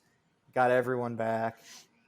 Doug's screen was frozen. He was just smirking. I don't know if it was because I made fun of Bryan Singer, but probably. And then, like, other than Logan and Deadpool, all the team up movies just went to shit right after that. Garbage. With Apocalypse and Dark Phoenix. Then you even had the Fantastic Four movie, which not X-Men, but it was one of Fox's films. Every team up movie they did after Days of Future Past like bombed, or just was not a critical or commercial success. And now they're gone. No more Fox X-Men franchise. I mean, were they trying to be too much like the MCU and they just did a bad job at it? I honestly think they ran out of ideas. I thought that they had some which is crazy creativity left. The amount of characters are in the X-Men. Yeah. Where's my I think they kind of wrote themselves not even that they wrote themselves into a corner, because I thought doing the prequels as period pieces in certain decades was like a really cool way to do it. Apocalypse, they completely just screwed up on Apocalypse. It wasn't what's his name who played him's fault. Forgot his name. Not Jason Isaacs, Oscar Isaac. It wasn't his fault. He's a great actor. He definitely was the part. I just think the character was written poorly, and just the movie was just it had no cohesion. Dark Phoenix I watched once and I was like half. Did you even know that movie was set in the 90s? Definitely, because I don't even think they made more than one reference. Well, that was going to be no. They made one when they were in the mall. Even their clothing in that movie wasn't as period as they had the Metallica first two. Playing. Yeah, and Angel was fighting in the ring. But I feel like for that movie, that one, just gave Apocalypse, up. they made a couple checked references out already. to the fact that it was in the 80s. Yeah. But the first two I think made a ton. Just checked out. Like, you clearly knew they were in the 60s and 70s. I think by the time they got to the third one, they're like, wait, these actors have only aged like 4 years. How are we supposed to make it like, do we really want to make it obvious that this is supposed to be 20 years later and 30 years later? Because it's ridiculous. That was, they should have pumped the brakes a little bit on that, because that's, It clearly wasn't planned. Like, they didn't plan this out in advance. It was just, at the, seat of their pants. And I think Apocalypse had a little bit of a loose plan to it, because they had the reveal at the end where, they had all their almost comic accurate looking uniforms, and it looked like they were building towards something. And as soon as that movie released, it's almost like Fox just went and rounded up all the writers that were working on the next one and shipped them off somewhere else to never be seen again. They're like, no, we're going to go back to the black costumes, and we're going to do just the same thing that we've been doing the whole time. It's funny, like, how... sorry, Doug, you go first. Oh, no, I was just going to say, that was the only good thing I thought about Apocalypse, is that the costumes were actually fun and unique, and it wasn't just the boring leather outfits that they all wore. And that was the only thing I could think about that was redeeming about Apocalypse. And they set it up perfectly. The next movie would have been in the 90s with all the ham and the, Cyclops wearing a leather jacket that stopped at his ribs. It was they were setting up for it, and then just Yeah. they remade It X3. was funny. It was funny to me how like in 20 years they just clearly never got away from the fact that they did not want to be super comic booky with these movies. Like Fox had like contempt for the fact that they had to make that first movie, like the head of Fox, Tom Rothman, and like I think the budget, like they only gave him like $80 million or something like that to make that first movie, which is crazy for like a big budget superhero movie. Yeah. It's not much even in the year 2000, which you can tell when you watch it now because the effects are not very good when the center turns to goo or whatever he is. I think he's center. But yeah, like just having those leather costumes, like clearly they were, I don't know if it was Bryan Singer like trying to tone down things to make Fox happier or if it was just what Bryan Singer wanted to do. But other than First Class, like they always hid away from the superhero type comic outfits. Matthew Vaughn was really the only one who just let them go loose and like it looked like a comic book. It looked great. It looked like an X-Men. Yeah, it looks like the original X-Men where they had the blue suits with the big blue and yellow X's on them. Yeah. Mm-hmm. And then even after that, they just went right back to like these muted colors. Like at the end of First Class, when Magneto shows up in the crushed velvet purple suit with the helmet on, I was so pumped for that. And then they do it again in Apocalypse with the cool suits, and then you don't get them. Gonna go back to the black suits. I will say that one call out for Dark Phoenix was like Sophie Turner. I really liked her. Really? I thought she was. I did. I liked her. I thought she was good. I mean, she didn't kill it, but I think that she did a good job with what she had. I enjoyed her, and in that arc, it was frustrating because that is an amazing comic book story, and they just dropped the ball for the second time. Unbelievably flat in all those movies. For the second time, yeah, good call, Murph. Yeah, which is mind-boggling that they in managed 13 to do film that over in the 13 past films 20 they years. adapted the same story twice and didn't get it right either time. Yep. Jesus. Although this was definitely Dark Phoenix was definitely a better attempt. Still shitty, but a better attempt than X3. X3 was like multiple stories in one, and they didn't do any of them right. It was a mess. That one had multiple directors too, right? Didn't Bryan Singer leave? Well, or he like was to do gonna something, do it, right? And then he did Superman Returns instead. So then they had to quickly hire a replacement, and they got Brett Ratner, who's also not a good director. No, he's not. Didn't he do Red Dragon? Yes. It's a good movie. I guess that might be his only good movie. Rush Hour 2 is good. But his overall filmography is not strong, and he's just a creep. He's a fucking creep. And let's call spade a spade. Bryan Singer's a fucking creep too.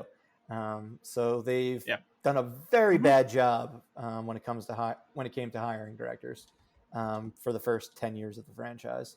It wasn't probably until Matthew Vaughn and James Mangold where they actually got some quality people involved that aren't scumbags. Absolutely. I think looking to the future of what I want to see with X-Men, I think I want them to go smaller on the story. Like, I don't need an Age of Apocalypse. I don't need another Dark Phoenix saga. I think probably a little, if they started small, like I think going back to that 90s cartoon, you follow like Jubilee when she gets her powers and like just like all the marginalization that comes with being a mutant and how everybody hates mutants, how her parents aren't accepting of the fact that she has mutant powers. Like, I kind of want to see that play out. I want to see that world.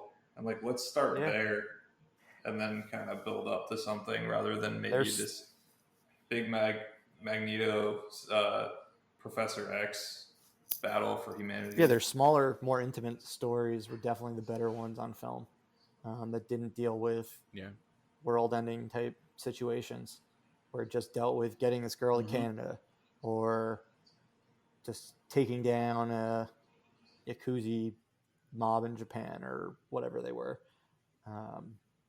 Fucking Deadpool, half the movies are just flashbacks. And like three scenes in present day, and it's great. So it would be good to have some more small scale stuff. Yeah, and you Logan's probably the one that's done the best, or one of the best about it, where, like you said, they had to take the mutants and try to get them out of the United States and bring them over to Canada. That was such a small story in the scheme of things. They weren't battling to save the world, but it was such a good story, such an intimate story, and so I would really like to see them do something like that again. Yeah, I mean, what I wanted to say was that there's so many different avenues and stories that they could really go after and utilize in the MCU, and it's going to be, I think it'll be interesting to see what creatively, what Feige and everyone there, I mean, James Gunn, now that he's back, so I'm sure that he's going to be creatively involved in weaving them into whatever they're doing with the MCU and utilizing a lot of the stories that, I mean, they could do the Avengers versus X-Men, which would be fantastic. That's a great comic, and they could adapt that. They don't even have to use really the story. They can just kind of like adapt it to the MCU and have, you know, almost like a Civil War type of thing. It plays out a little differently than that, but, you know, it's Avengers versus X-Men, and maybe that's a way to introduce them. Yeah, I mean, how are they going to explain the fact that they just haven't talked about mutants once in 20-something films? Yeah.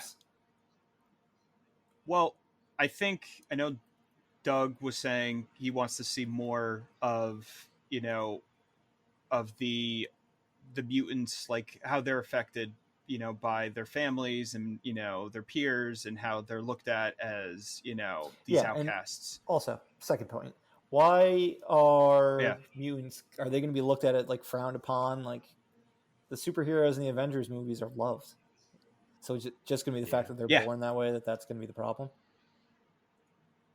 I think, I mean, they could utilize it where, you know, obviously the characters are misunderstood, you know, but as if you're born with the powers like that, a lot of them don't, because they don't have any direction. They don't know what to do.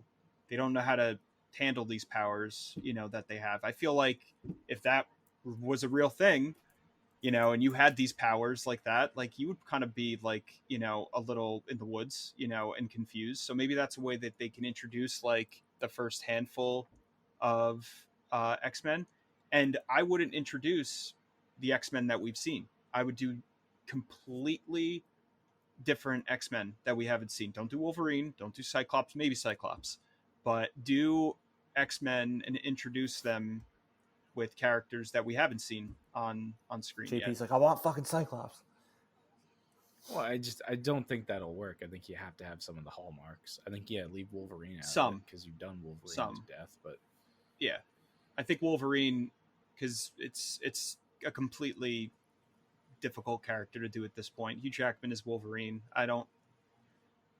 They could bring on a fantastic actor to play him. I mean, it's just going to be very difficult to see another actor playing him right now. Maybe 10 years down the line, but you could also, I mean, introducing him, like you said, Murph, is going to be really difficult because, you know, where the hell were they this whole time? I could see where some of the, I mean, you could see it as, you know, they see themselves as mutants, and the Avengers, they're all just superheroes. I feel like maybe they feel like they're different, and maybe that's where conflict comes from between the two of them. Maybe they've all been living underground and they haven't been outright with their powers, and then they show up and, you know, we're here. I don't really. It's difficult to say, but I mean, you could definitely have conflict between, like Corey said, you can have Avengers and X-Men. I just don't know if that's something that they've done so many times with Civil War, and then. I mean, I feel like there's definitely a different way that they can do it, but do they want to introduce the X-Men almost as villains? In the beginning, That would be cool, but then you're gonna have to have a Magneto that's good. You're gonna have that blurred line of who's a bad mutant, who's a good mutant. Maybe introduce Magneto as a lot younger.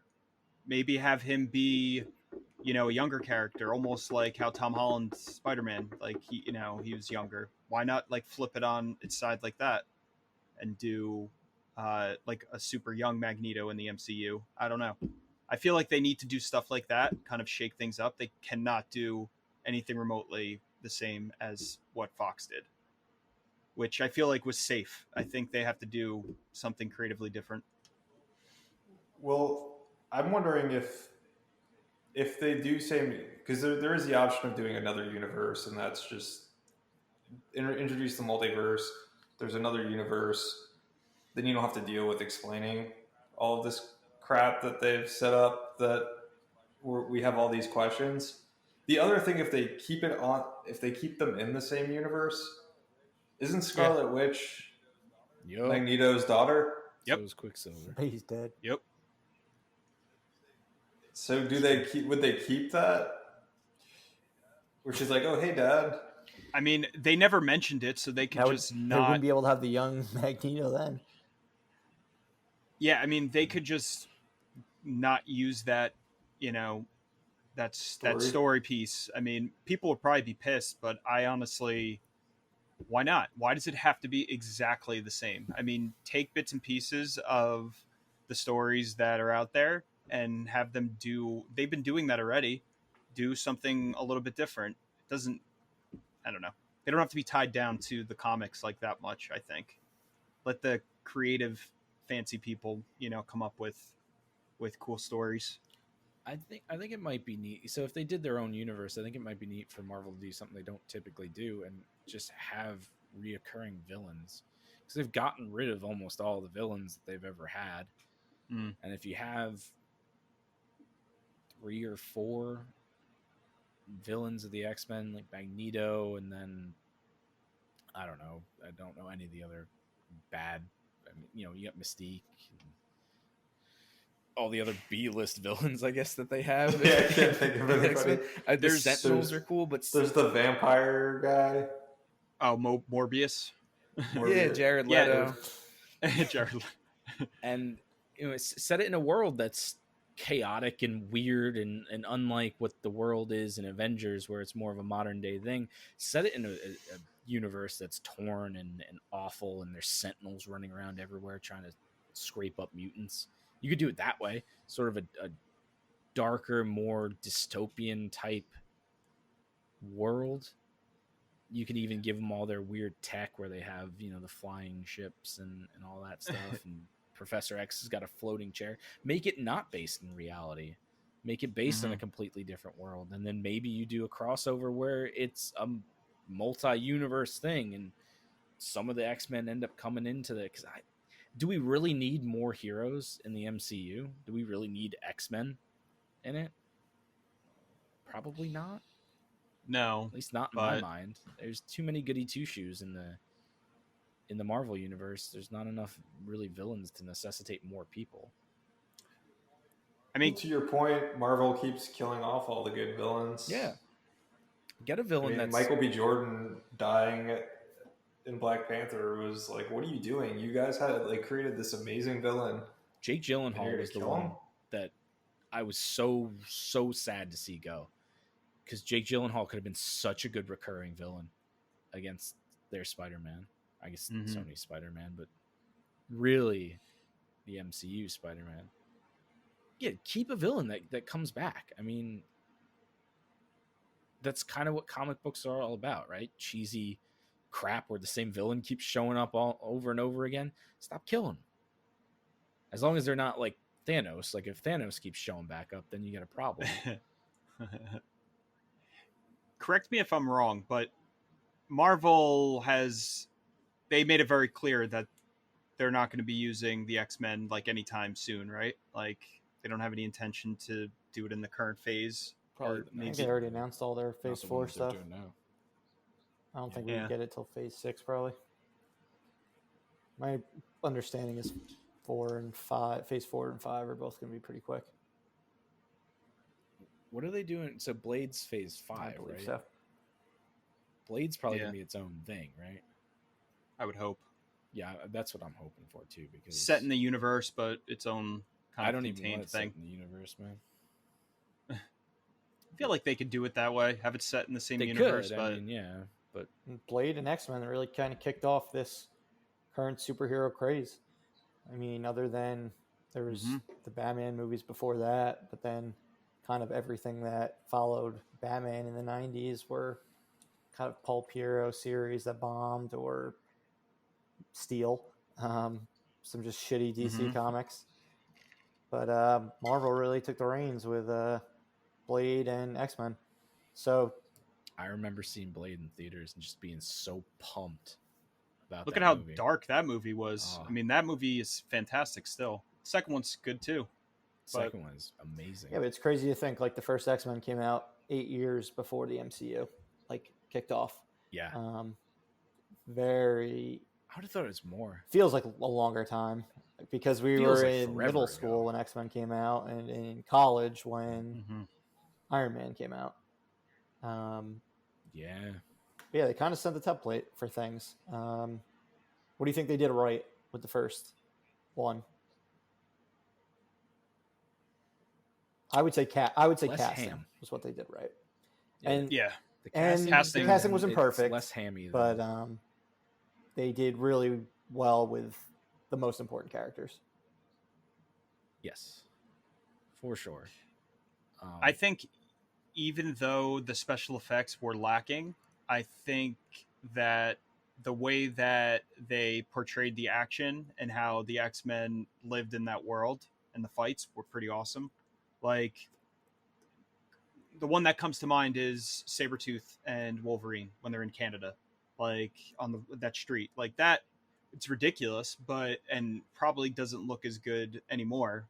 But it was still really cool how they did that. Like it was very just to an extreme and outlandish, and it was just fun. I think that's one aspect that they did very well. I think they did a good job also with bringing their history into our history, like just that opening scene with Eric going to the concentration camp and first using his powers there. I think that was pretty ballsy to do. Yeah. And kind of set the template for things to come with the movies being more part of American history. Everything with the Cuban Missile Crisis, in First Class, and then just like we said, the nods in the 70s, 80s, 90s after that. Yeah, it's definitely one of the more grounded in reality type superhero movies that we hadn't really seen at the time. I guess Michael Keaton's Batman 89 is a little more grounded in reality than all the ones that follow afterwards. But this one, it seemed plausible, and it seemed like, you know, it was the world that we were living in, and then it's just people with mutant powers, and you get brought right into it too. So there's like that dynamic of the mutants, and you really get the feeling that they're not wanted in America, in the world, and it's just cool to see all that play out. And then it was something really, really new and really, really cool. And they did a great job with using being a mutant as like a metaphor for like a disenfranchised party. Because I mean, when the comics first came out, it was during the Civil Rights era. So they pivoted away from that into the films where you have the scene with Iceman coming out to his parents as a mutant. I remember that being in the trailers and everything. Like that was like the big opening scene of the trailer to X2. Mm-hmm. And it was cool how they kind of had like social, kind of use social issues into a way to make it relatable with this whole superhero type thing. Yeah, they did a really good job in X2 with that. They built on that a lot more from the first movie. Without a doubt. X2 is the one with the cure? No. No. Is that X2? That's the That's no, three. X. That is X3. That's X3. Okay. 3 is the one where they just kill all the characters and or turn them Yeah, all. I remember that. They introduced, And then they come introduced, back. like 40 horrible, crappy mutants that no one cared about when they could have just brought in mutants that people actually liked and they hadn't done from the comics, but they brought in just generic mutants. Like the one guy was a pufferfish and he was poisonous. That was so stupid. I forgot about that. Horrible, generic, crappy mutants. It was like they went to the Walmart of mutants and they're like, we're gonna populate our entire goddamn movie with these crappy off-brand. And they You want the People are going to go crazy. You want the Coca-Cola The mutants? pufferfish. Here's RC Cola mutant. and they fucking retcon 2 movies and they still got it wrong on the second go around. Like, they gave themselves the perfect out for the ones that weren't good and they failed. Wait, And they somehow managed to get it wrong in a completely different way too, which is just go Fox. yeah, But it's impressive. I think we can all agree these were significantly better than the Daredevil movies. Oh Yes. yeah, right. There were other Daredevil movies besides There the was first Elektra. because Elektra happened. Oh God. I still can't believe Colin Farrell was Bullseye. Wild. I watched his introduction scene the other day on YouTube, and holy hell, was that cheesy! When he Doesn't he kill someone with a pencil, like kind of like John Wick? He like throws it at them or something. it's a paper clip, Oh and he yeah. like does a magic trick, and suddenly it's like 40 paper clips, and he just throws them all. Doesn't he on the kill ground. an old lady? Yeah, on the airplane, he flicks a peanut into her throat. She's Yeah, like talking or shut up. something, right? There's like Or snoring. she's annoying him on the He's phone. freaking the out. whole time, and he murders her with a peanut. Oh, What's funny is after seeing that movie, I was like, you can't do Daredevil as a villain. And then MCU or Marvel Daredevil, like the TV show, does Bullseye as a villain, and he's I awesome. also remember thinking after seeing Daredevil, like, wow, that was a good one. Superhero movies, they're getting better. Oh man, I remember the theme song was Rob Zombie and Drowning Pool, and I would listen to that song constantly. Be like, "This movie's gonna be so early cool." early 2000s Wow, that- superhero movies are so bad. And then I left the theater saying, "Why the fuck can't Ben Affleck close his goddamn mouth when he's wearing the suit?" That stuck with me forever. His mouth is open the entire time he's in the movie. It's impressive that he had the clout to actually be able to be Batman after bombing spectacularly with Daredevil. Yeah. But he had so I much think clout he built did up such a at good Warner job as Brothers Batman, that too. they're like, all right, if you want to do this, you can do it. I'm a huge Batfleck fan, and me Yeah, I saying like that now, after I got out of the Daredevil screening that day, I couldn't ever believe myself saying those words. Like if they told me 3 days after Daredevil came out in theaters that Ben Affleck was going to be Batman, I would have rioted. But like now, I like him. I liked him as Batman. I thought he was really good. I think Swole I as got fuck. 50 Cent's debut album the day I saw Daredevil. That's how long ago that fucking movie was. What? Yeah. Get Rich or Die Trying. So was that It it? was a whole other world. Man. 2003. I will say though, dude, the best part about Daredevil was Michael Clark Duncan as Kingpin.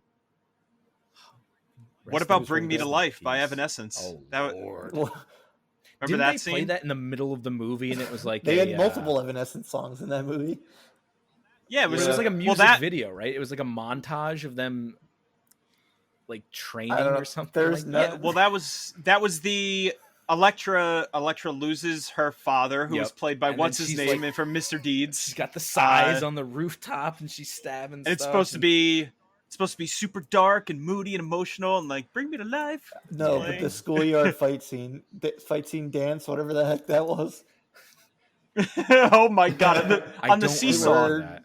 All these Yeah, kids on are the just seesaw. watching this blind guy fighting a girl, fighting a woman. Oh my god! I think I blocked that out of my memory. That's like on par with the Catwoman basketball Oh, I've scene. never seen that. You've never seen it. Once we're done Yeah, I here, haven't seen it. everyone else listening out there, the Catwoman basketball scene. It's on YouTube. It's probably one of the cringiest things. These in a studios superhero did not movie. give a shit about female-fronted heroes back in the 2000s. You got Elektra and Catwoman, both like supposed to be notoriously bad. Yeah. Wasn't Sharon Stone the Yeah, villain in that She movie? was. Jesus.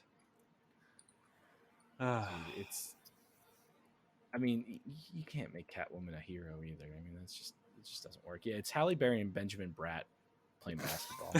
Benjamin Bratt, who's in Doctor Strange. Everyone does multiple superhero Yeah. movies now too. I mean, you got it now. It's come full Well- circle. Miss Congeniality too. Benjamin Bratt. Yep. That's what he's known for. Sure, Man, Oh my god.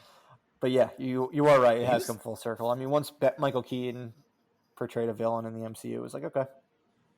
Everyone, and after Nice. Birdman too, yeah, where he Birdman kind of rips was- on the whole superhero Yeah. stuff. And now he's back as Batman potentially. That hopefully, is when we fully hit full circle. come full circle. Yeah. But all right, I don't think we have anything else to talk about X-Men now that we've completely strayed away from it. So let's get into Yeah. our yearly film series and talk about 1984. We've got 4 classics on here. Nothing that I think anyone will think are bad films or ones that are remotely surprising. We're not seeing it crawl or some of these other movies we've talked about recently. Yeah, I couldn't pick a stupid movie this Yeah, year. JP's, Unfortunately. he had one very close to his heart, and he was going to talk about it if it was the last thing he did. Man, 1985 though. I'll be back to picking stupid movies. So yeah, we got a bunch of fan favorites, and Corey, kick us off with Daniel's Son. Ah, yeah, sweep the leg. Yeah, so Karate Kid was my pick. This is like my childhood, even though like this came out like Way before you were way before I was alive. But you 3 know my brother, and my brother is obsessed with this movie. He still watches it a lot to this day. It's like one of his favorite movies of all time, other than like probably Rocky. So I saw this movie like probably 100 times growing up, and it's a great film. I mean, you got Pat Morita, it's Mr. Miyagi, Yeah.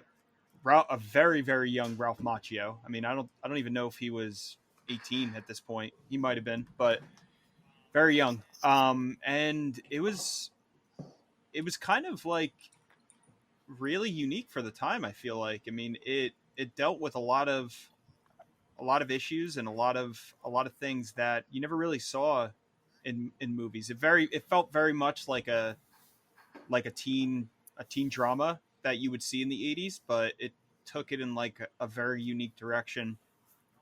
And Ralph Macchio and Pat Morita had amazing chemistry. They were just fantastic together. And yeah, I mean, it has so many just memorable scenes, especially the end, in the tournament. For me, it's very similar to the Rocky movies, where you watch it and you just feel, just really overwhelmed with positivity. You just want to like go and like, work out or something. I don't know. Go like beat someone up. Become a karate master. Hey Corey. You Yeah, ready to have your but mic Nice on? car. it's Hit the fly. yeah, I mean it's a very very 80s, quintessentially 80s movie. I Action think the drama. first time I ever saw it was at JP's That, house in like elementary school. It's a great movie. JP was a karate kid. Yeah, I was a karate kid. Yeah. I was a pretty damn good Yeah. karate kid. Hey Corey, you ready to have your mind blown? Ralph What? Macchio was 23. Wow. Holy shit! That's insane. He was born in 1961. That is insane. Yep. He looks like he's like 15 in that movie. Yeah, he was. He was like 20 when The Outsiders came out. Yeah, Oh my he god. got married 3 short years later. How old was That's Elizabeth insane. Shue in that? I hope she was 18. That's really creepy. She was 21. That's also why were all teen movies with 20-year-olds back in the day? There's still nothing funnier than Stockard Channing being 30 years old in Grease. Oh my god, I think yes. Yeah. Well, Grease, they all look like they're 40. Yeah. Anyway, like, I don't Yeah, think John they do. Travolta ever looked 18. I think he went from being like 7 to 22. Well, Kaneki looked like he looked like he was like in his 30s. Yeah. 30s or 40s. But that's wild. Yeah, Yeah. all right. Yeah, dude. Stockard Channing was fucking 34 years old when Grease came out. She's Wild. still older than we are now. And she was playing a high schooler. Wow. Wild. That's terrible. Yeah, I mean the only other thing I want to say about Karate Kid was great villain. Great villain. Martin Kove, I think is his name. He played, the Yep. Cobra Kai sensei. Oh no. Well, Johnny, Johnny's yes, the but villain. in this movie, I feel like I guess they're both villains. John Cobra Kai Kreese Sensei is was a really big He was- driving force. he was a in my pretty big opinion. dick. So was- bad. He was grooming those He kids to be was- fucking like psychos. Yeah, he wanted them to beat up on the defenseless 23-year-old that they were Yeah. fighting. he was such. He can't fight I back mean, because he's John- older than 18 and they're kids. Johnny was a little shit, clearly, Yeah. and was Daniel LaRusso's like villain. But I mean, John Kreese was evil. He was an evil motherfucker, and like, just the scenes with him and Pat Morita were fantastic. They were just also again great chemistry. Who was Johnny? Um, William Zabka? Is that his name? Yeah, well, Yeah. Has any of you yeah. watched Cobra Kai? And It's supposed to be incredible. I heard it's. nope. I know. I heard it's really good. I haven't watched it yet. I need to watch it. Did you say it's It's incredible? supposed to be. Yeah, it's supposed to be. supposed to be good, yeah.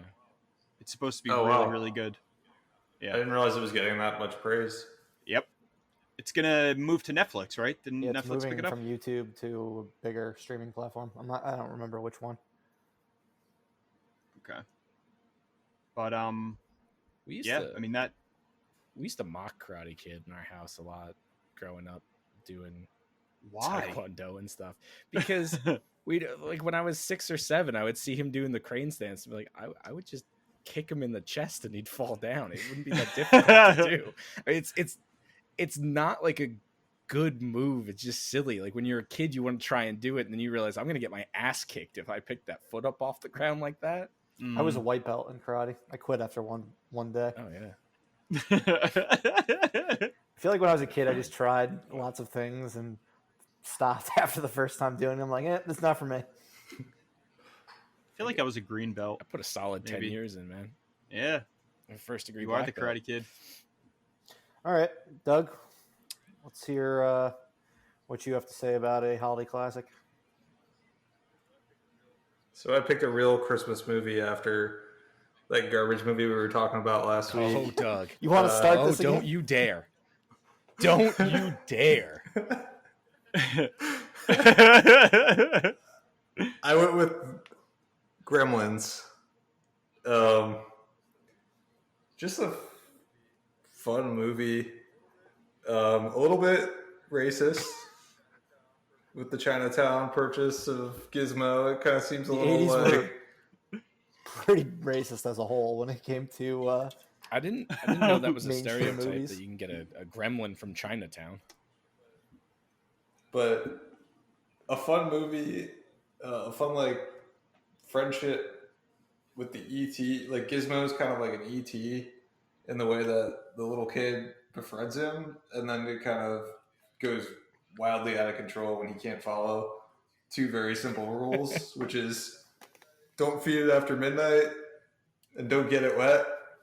and he fails at both of those things, and we find out why the Chinatown man says that he shouldn't do either one of those things. And so I've always enjoyed the movie. It's not Gremlins 2, so we're not getting too crazy, but it's a fun movie about a kid and his pet little monster from China, and turns into a monster movie, and it's fun. I don't know that I have a ton more to say about it, but I'm sure you guys, we all grew up with Gremlins. What do you guys think about it? Doesn't he steal the gremlin?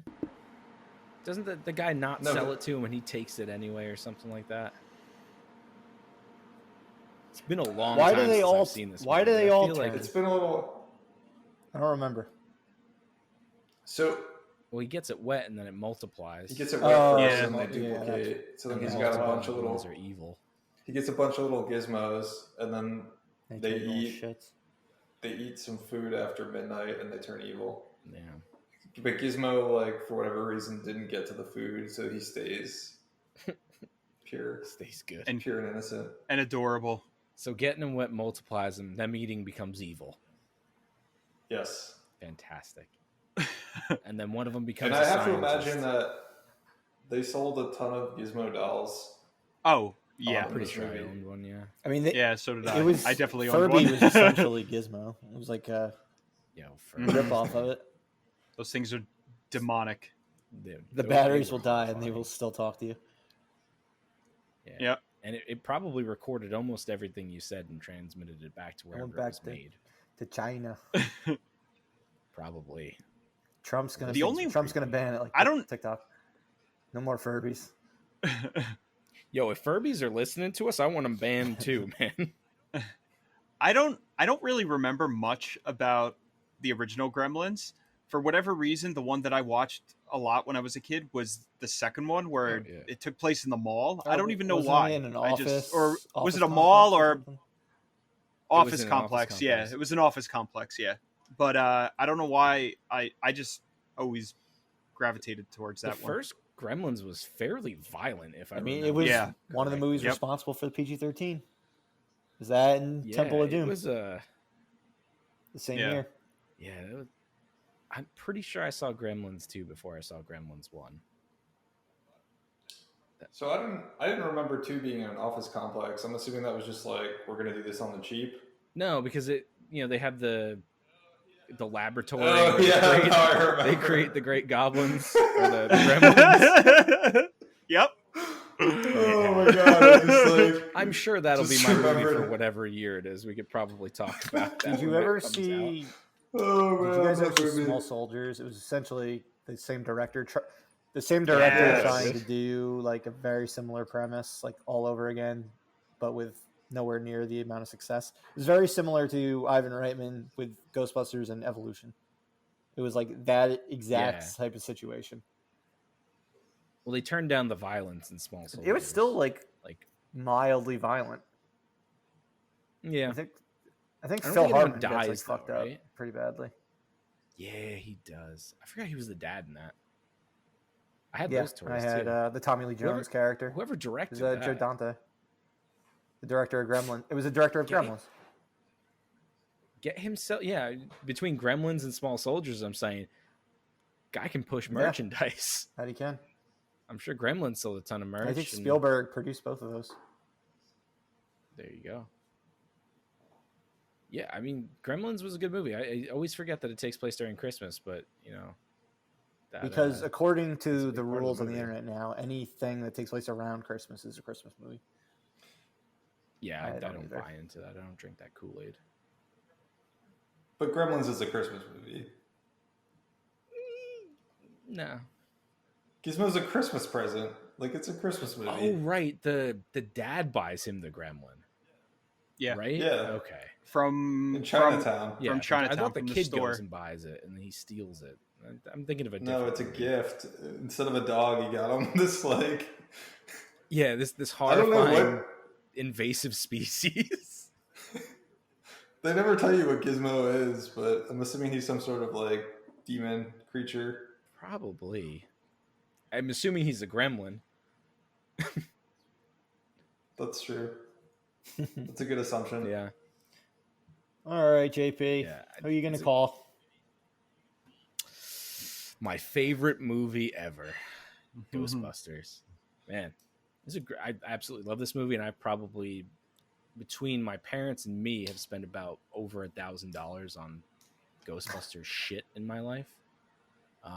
And it doesn't stop because I recently was drinking the other night and purchased. They have a neutrino wand that they're coming out with from, I think it's Hasbro or something like that.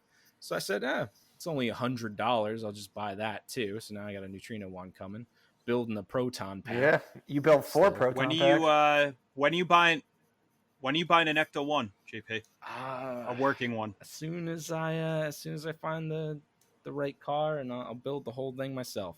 Yeah. I love this movie. And I saw it when they re-released it in theaters. I'm pretty sure you guys were there. Yeah, years ago. Yeah, my dad still It was talks one of about the how bad that anniversaries, print I think. was. He's like, it's like they had it in their like fucking garage for 30 years and just let it get like, busted up.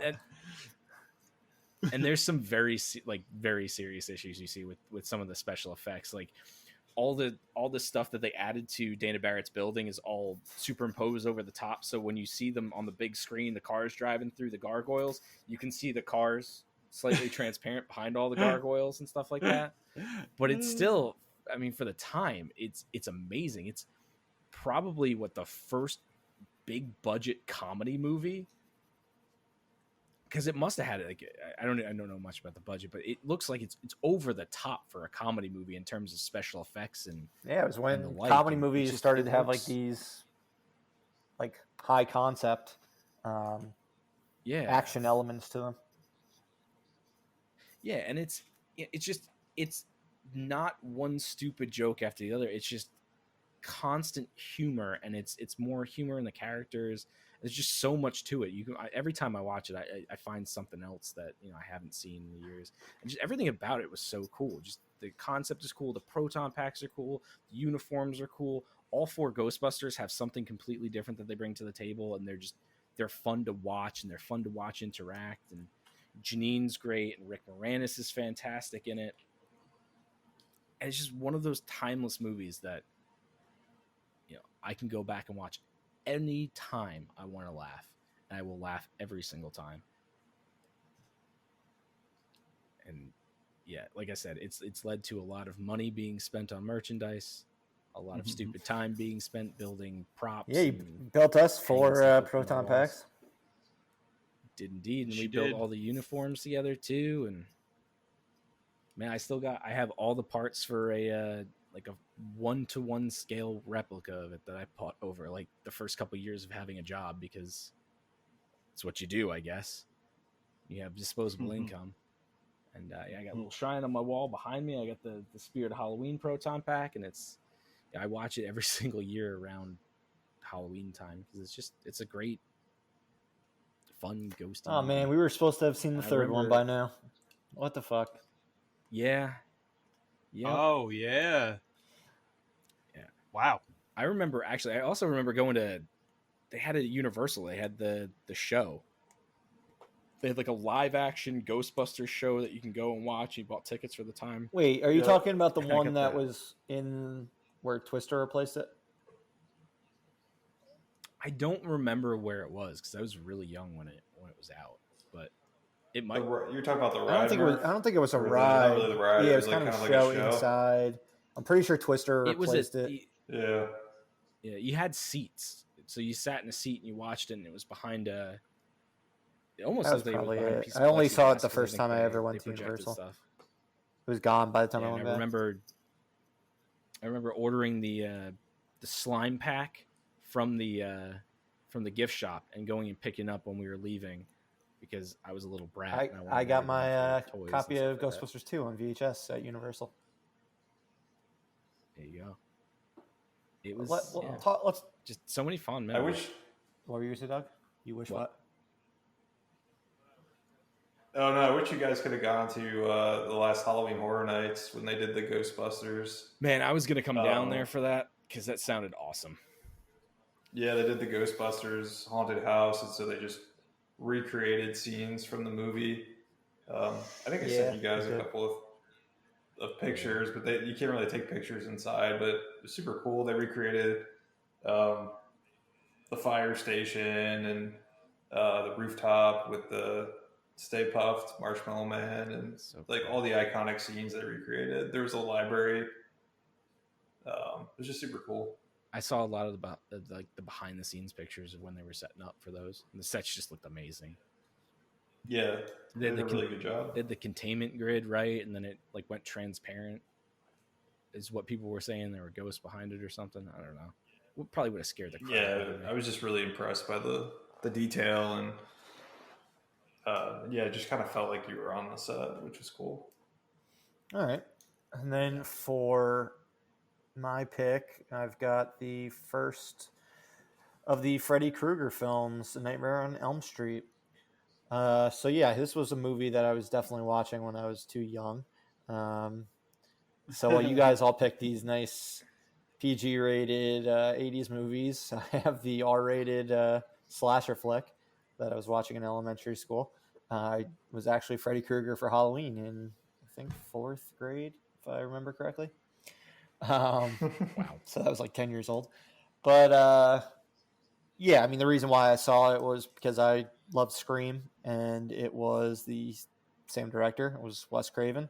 So I needed to see his masterpiece that he had made prior. 12 years prior? Wow. It's crazy that there's only 12 years difference between those two movies. Seems like a lifetime now. Well, literally was a lifetime because we weren't alive. Yep. But yeah, it was just a super inventive way to do a slasher film when everyone else was just doing like Jason, like Friday the 13th, Halloween, just like a living person or whatever the fuck you want to call Jason, but somebody in the real world stabbing people. Freddy was just super interesting in the fact that you can't get away from him because if you fall asleep, that's when you get targeted in your dreams. I mean, that's like the ultimate nightmare fuel, and ultimate reason to want to not go to sleep. But it was also the first film with Johnny Depp, now that I think about it. Yeah. So that was a weird introduction to his career. Who would have thought he would be the massive superstar that he became? And his death was so bad. Fucking fountain of blood. Oh my god. Man, when we watched these films, like we were watching all of them coming out. Yeah. I had some of the most fucked up nightmares that I've ever had in my entire life from watching these movies. Such a strange franchise, man. But we couldn't find the I think Freddy's Dead. Yeah, the one with Tom Arnold and Roseanne. Yeah, they didn't have it at Blockbuster. That's like our way to watch movies back then, was through going to Blockbuster Video and just renting things. I think I already had the first one. We saw Freddy's Dead. It was, I think it was like there was one or something. There were, yeah. My favorite is still New Nightmare. I love New Nightmare. Partial to the first one. I think Heather Langenkamp was a awesome final girl. But she was his final nightmare. What's the one that's completely meta? New Nightmare. New Nightmare. Is New Nightmare? Yeah, that'll matter. That one's so ridiculous. That's like it's like Dan Harmon wrote it or something. Nightmare on Elm Street. You mean the best one? But yeah, I don't have too much to talk about with the film. Like I said, I think it's the best one of the series. It was the first. Well, obviously it was the first one, but it was when Freddy was still like just straight up like evil, sadistic versus like the campy character he'd become when the deaths would become more outrageous and things like that. Eventually he got so ridiculous. Like I think Rick and Morty did an incredible job spoofing him. On the first season. But Robert Englund just did such a fantastic job, and they tried remaking it and it just didn't work despite having very strong leads with Rooney Mara and Jackie Earle Haley.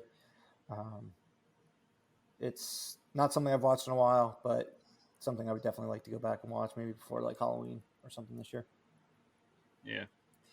Yeah, It's crazy that Robert Englund like is still reaping the benefits, of that role. Like he's still like in the zeitgeist to an extent, like the horror zeitgeist. He's pops up in things every so often. It's just still like just working Freddy And Krueger. it says something about how bad the To an Friday the extent. 13th movies are. When we would watch every Nightmare on Elm Street before Freddy versus Jason. I think we made it to like the second Friday the 13th. We're like, okay, we're done with this experiment. We don't need to. Yeah. I don't even think I showed up for the Friday the 13th. We'll just see the new movie. I mean, we knew who we were rooting for to begin with. And we had seen Jason X already, so we'd seen the full scale ridiculousness of Jason. I mean, when you see the best one in the line, then you don't need to see any of the other ones. We saw Kevin Bacon die, and we saw him in space. Everything in the middle, unnecessary. It's just filler. With one of the best trailers ever, Freddy vs. Jason X. Yep, and I waited the whole movie for Drowning Pool to be in it, and it wasn't in it. Bodies didn't hit the floor. They did not hit the floor. They get squeezed out of a tiny hole in the hull of the spaceship. There were that some has one of the creative best scenes in it, though. Yeah. Mm-hmm. The hologram deck was hilarious when he had the two campers in his sleeping bag and he was beating them. Yeah. That was a good one. Yeah, it's, you just have a very one-dimensional character versus Freddy Krueger, who, like you said, he became basically just a meme of himself towards the end, but he at least had like this overwhelming personality. And for like a teen slasher, that's not something you typically see. Exactly. But all right. I think that kind of wraps things up. So thank you again to everyone who listened to this episode, or obviously if any previous episodes. Please continue to follow, subscribe to our various pages, keep giving us feedback. Anything you want to hear from us, please let us know. We appreciate all your opinions, support as we continue to work on this project. But as always, this has been Corey, Doug, JP, and Murph at Live Breathe Film. We'll be back next week, and we hope you watch a good movie in the meantime.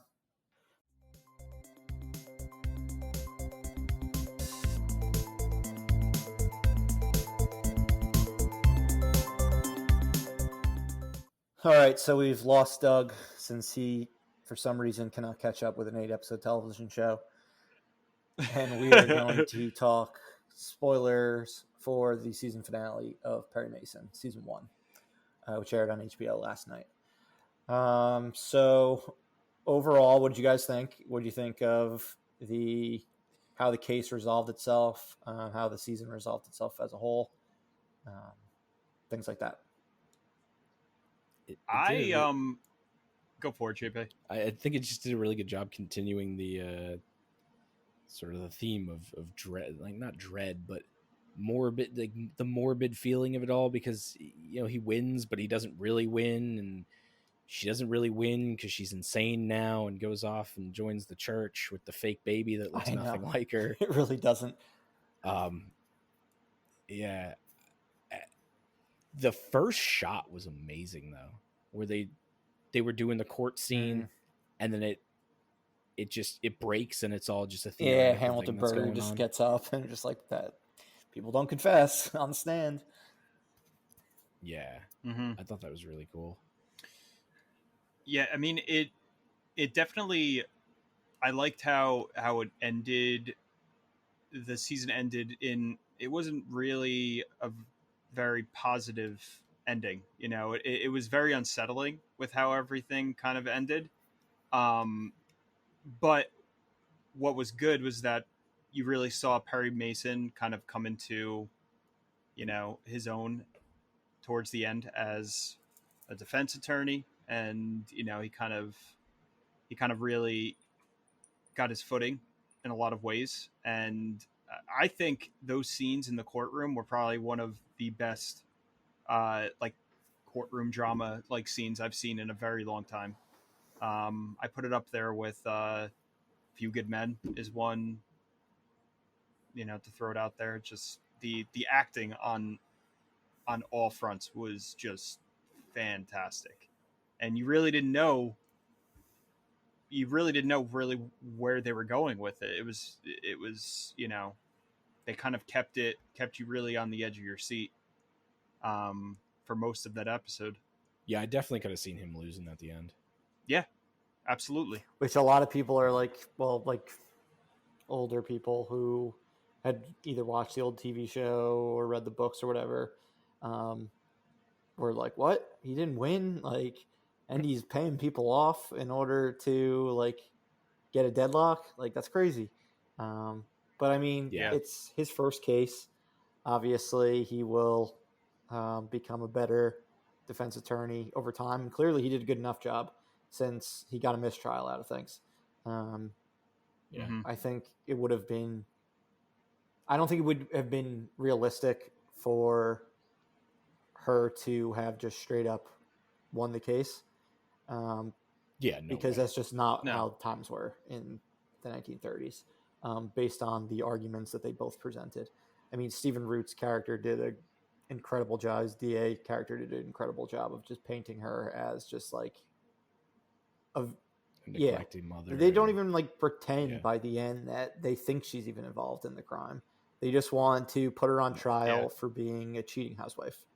Yep. Well, I didn't get the sense that they wanted to put her on trial for being a cheating housewife. I just get the sense that, obviously they know that the cop's involved, but he just wants to win and she's the easiest target. And that's all it is. And that's... Yes, I would say that's his purpose, but I would say a lot of the jury, like that's more of what he was selling it as to the jury.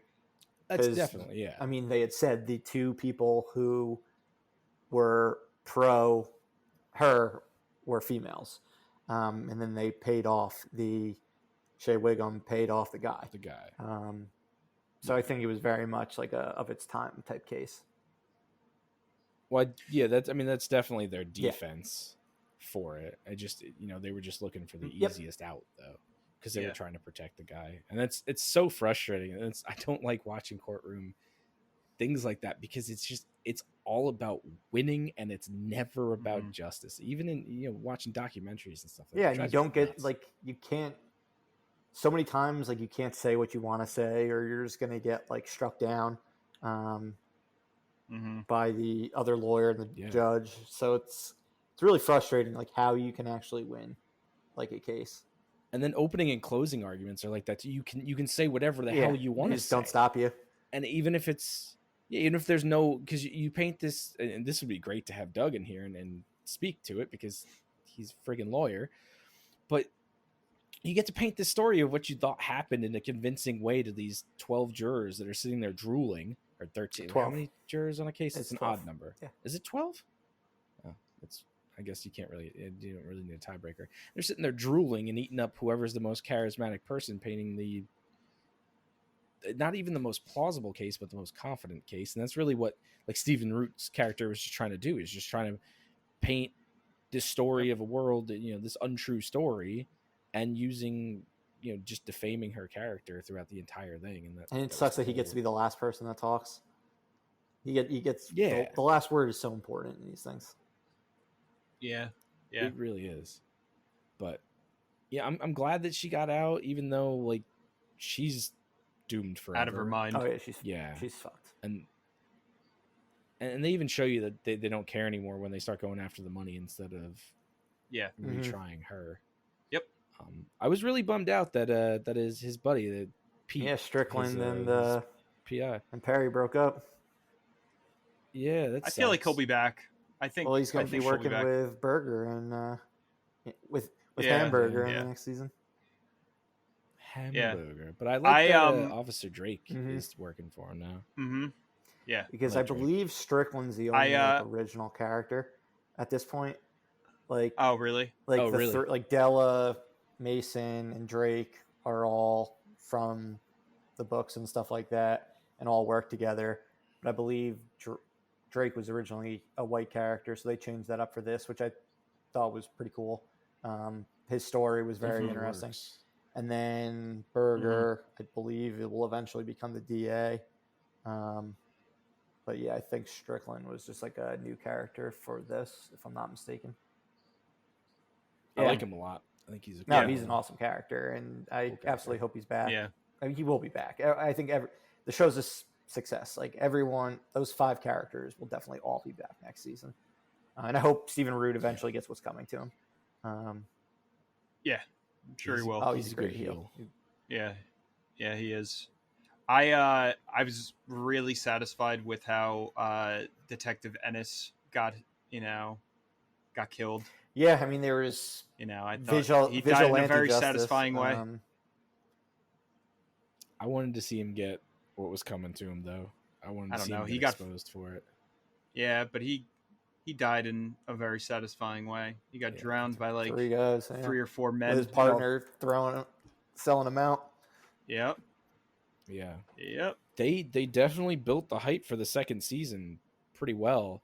Yeah. The woman that comes into the agency at the end, I'm wondering if she's going to be the story for next season. I read that That's what I thought. Was a character in like the first A character. book. That's what I figured was probably. And they did her the story case. at some point on the show. That's good. Yeah, I mean, they I definitely. think when they did it, it was whole- probably just a nod because it was supposed to be a limited series. But it's Gotcha. possible that they do it as the main story for season 2. Yeah. It's definitely they did a really good job in the last 5 minutes for a limited series. I'm actually surprised that it wasn't planned to hype up a second season, because it definitely leaves a lot of talking points or plot points for the next series. Yeah, Mm-hmm. I think I would have been pissed if it didn't come back for a second series after that ending. yeah. They definitely closed some story threads. I mean, you had Perry finally giving up his land without like being upset about it anymore. Just kind of being like, Yeah. here you go, like here it is. Getting the kind of dream team together of Deladrake and Perry. But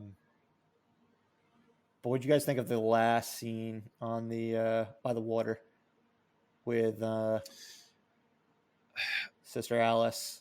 It took me a minute. With Sister Alice, It took me a minute to figure out who the hell she was. Yeah. That I don't know. It was fine, but I was like, this woman's out of her mind. Oh, she's Like, crazy as shit. I mean, like, it just didn't really. So, do you think It she had didn't do anything to anything for do me. with the baby not being in the? Absolutely. I think if she did that, she's so disillusioned that she probably Yeah. forgot it. Yeah. She's had such a traumatic life. I think she genuinely thinks that she's this messiah that can bring things back to life. But we saw just a glimpse of her childhood and how fucked up it was. I like how ambiguous it So, was because I didn't just- get that impression. I didn't Yeah. get Oh, no. that No? she like obviously, like I said last week, I think she's got some sort of like mental illness where she's hearing things. But I don't think she had anything to do with the baby disappearing. I think she was just like fucking with him at the end, like where she was like, "Well, didn't I?" Well, I think she believes she actually brought Yeah, I him don't. back, or at least to I a degree. I don't. I thought when she saw the baby with her mom and the baby, like she knew it was all horseshit, and that's why she ran away. That's what I got out of it. But what's cool is that everyone can have their own take, and they're not gonna say anything. Yeah. At this point, she's not gonna come No, back. they don't in need season to. 2, so like her story's No. finished. I'm glad they closed all that up. I was worried that I think 15 minutes before the end, we were just sitting there watching this. Are they gonna fucking have the same story next season? Oh, that would have been They bring annoying. it That would have back. been the Killing Yeah. did that, where they didn't wrap up their story in season 1 when it made it seem like it was going to be like a season for a story, like a one story each season. And then after that first season, like not watching season 2, you should have wrapped it up in one season. Is that the Edgar Allan No, Poe that's the one one? with the dude from RoboCop. You've definitely seen him in stuff before. Oh, yeah, Joel Kinnaman from Joel Suicide Kinnaman? Squad. Ah, Yeah. this is And, good Keep time. referencing Just Suicide got my Squad. back. You need to watch that, dude. You need Altered to watch Carbon. that garbage scene.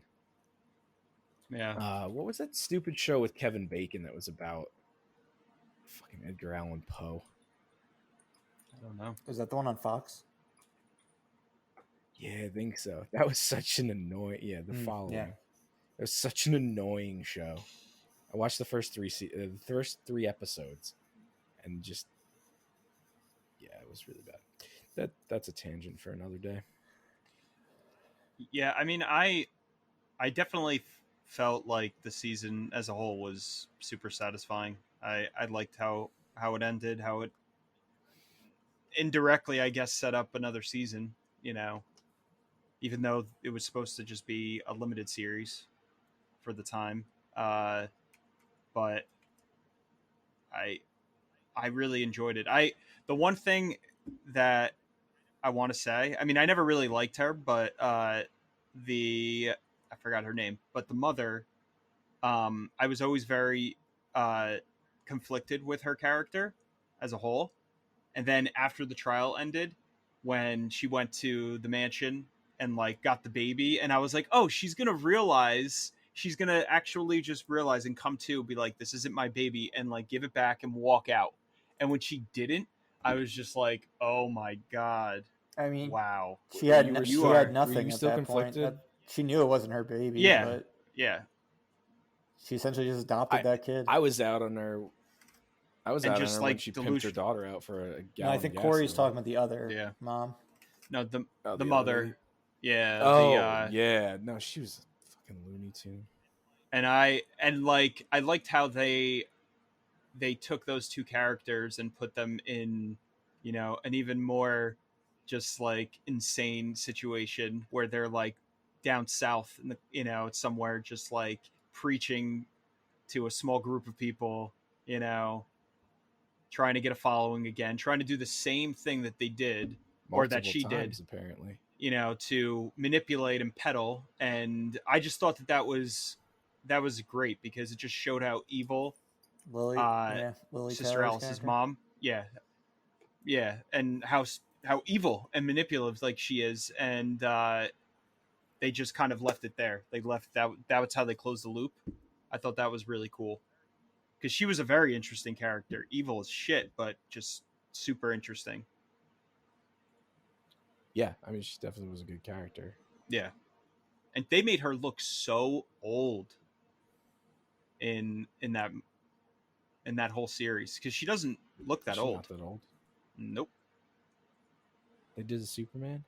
Yeah, it's convincing too, because I remember her from The Conjuring, from Conjuring Yep. 1, and I looked her up recently, and I was What is she like, now? wow, Like 50?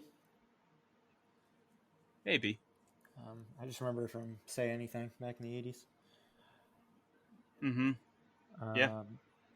But yeah, I'm excited for season 2. I'm excited to see more of Della and Perry together. I think they got some great chemistry going by the end of the season.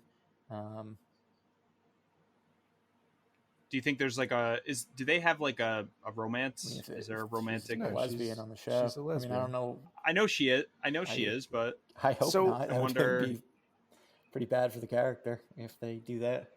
Her girlfriend in the show, was this episode the first That time she's a they hand ever model? acknowledged the fact that she wears gloves? That she wears gloves all the time. No, Yeah, they made I glove always thought comments that was before. weird. I think they even made a hand comment. He yeah. said hand model. That's Is why that she's why wearing she's gloves. all wearing the time. gloves? Okay, 'cause oh, I was completely wondering up missed until this that. episode. Every time I saw her, I was Yeah, like, I'm "Why the always like, fuck is oh, she she's got wearing these goofy gloves on. There was definitely references earlier, but I just didn't pick up on it because it was like probably like her first She's a- episode, so I didn't think of it anything of it at the time. Yeah. She's a hand model. Oh, okay, It just that seems makes like sense. such a. I mean, maybe she's a character from the show, but it seems like such a weird. I thought little she was crazy. quirk to She's give like your fucking- characters. she's like George we're just gonna have her Costanza. wear gloves all the time. Oh yeah, he was. Yeah, that was. I found that odd. And then when they finally said that today, I was like, "Oh shit, Yeah. okay." Well, that ties up every That was concern your I have. For yeah. this, That was the this big season. mystery. That was my only concern. Just wanted to know why she was wearing gloves, and I don't think I would have lasted until season 2. So we'll probably get season 2 in 2022, I would imagine. But yeah, we all enjoyed Especially it. at So this I point. know all three of us will be watching it again. Hopefully Doug will catch up and we can talk about season 2 with the 4 of us and not just the 3 of us. Yeah, that'd be nice. We'll get the perspective of an actual lawyer after once he finishes I it. don't know if he'll think it's as realistic as Better Call Saul. I think he says that's like the most realistic he's ever seen. His profession. Still gotta finish it. Depression era court. That's true. It would be very different from now. But either way, I'm sure he will nitpick because it's Doug. That's what he does. He's our lawyer, and he is our nitpicker. Mm-hmm. So yeah, that's all we got. Subscribe on YouTube. Should have said that. I should have said that Yes. before. Yeah. But we want to get Like to and subscribe. 100 followers so we can unlock some achievements on YouTube. So if you will subscribe, hit the we'll bell. be very thankful. See you next week. Have a good one. See you. Bye. Bye. Bye.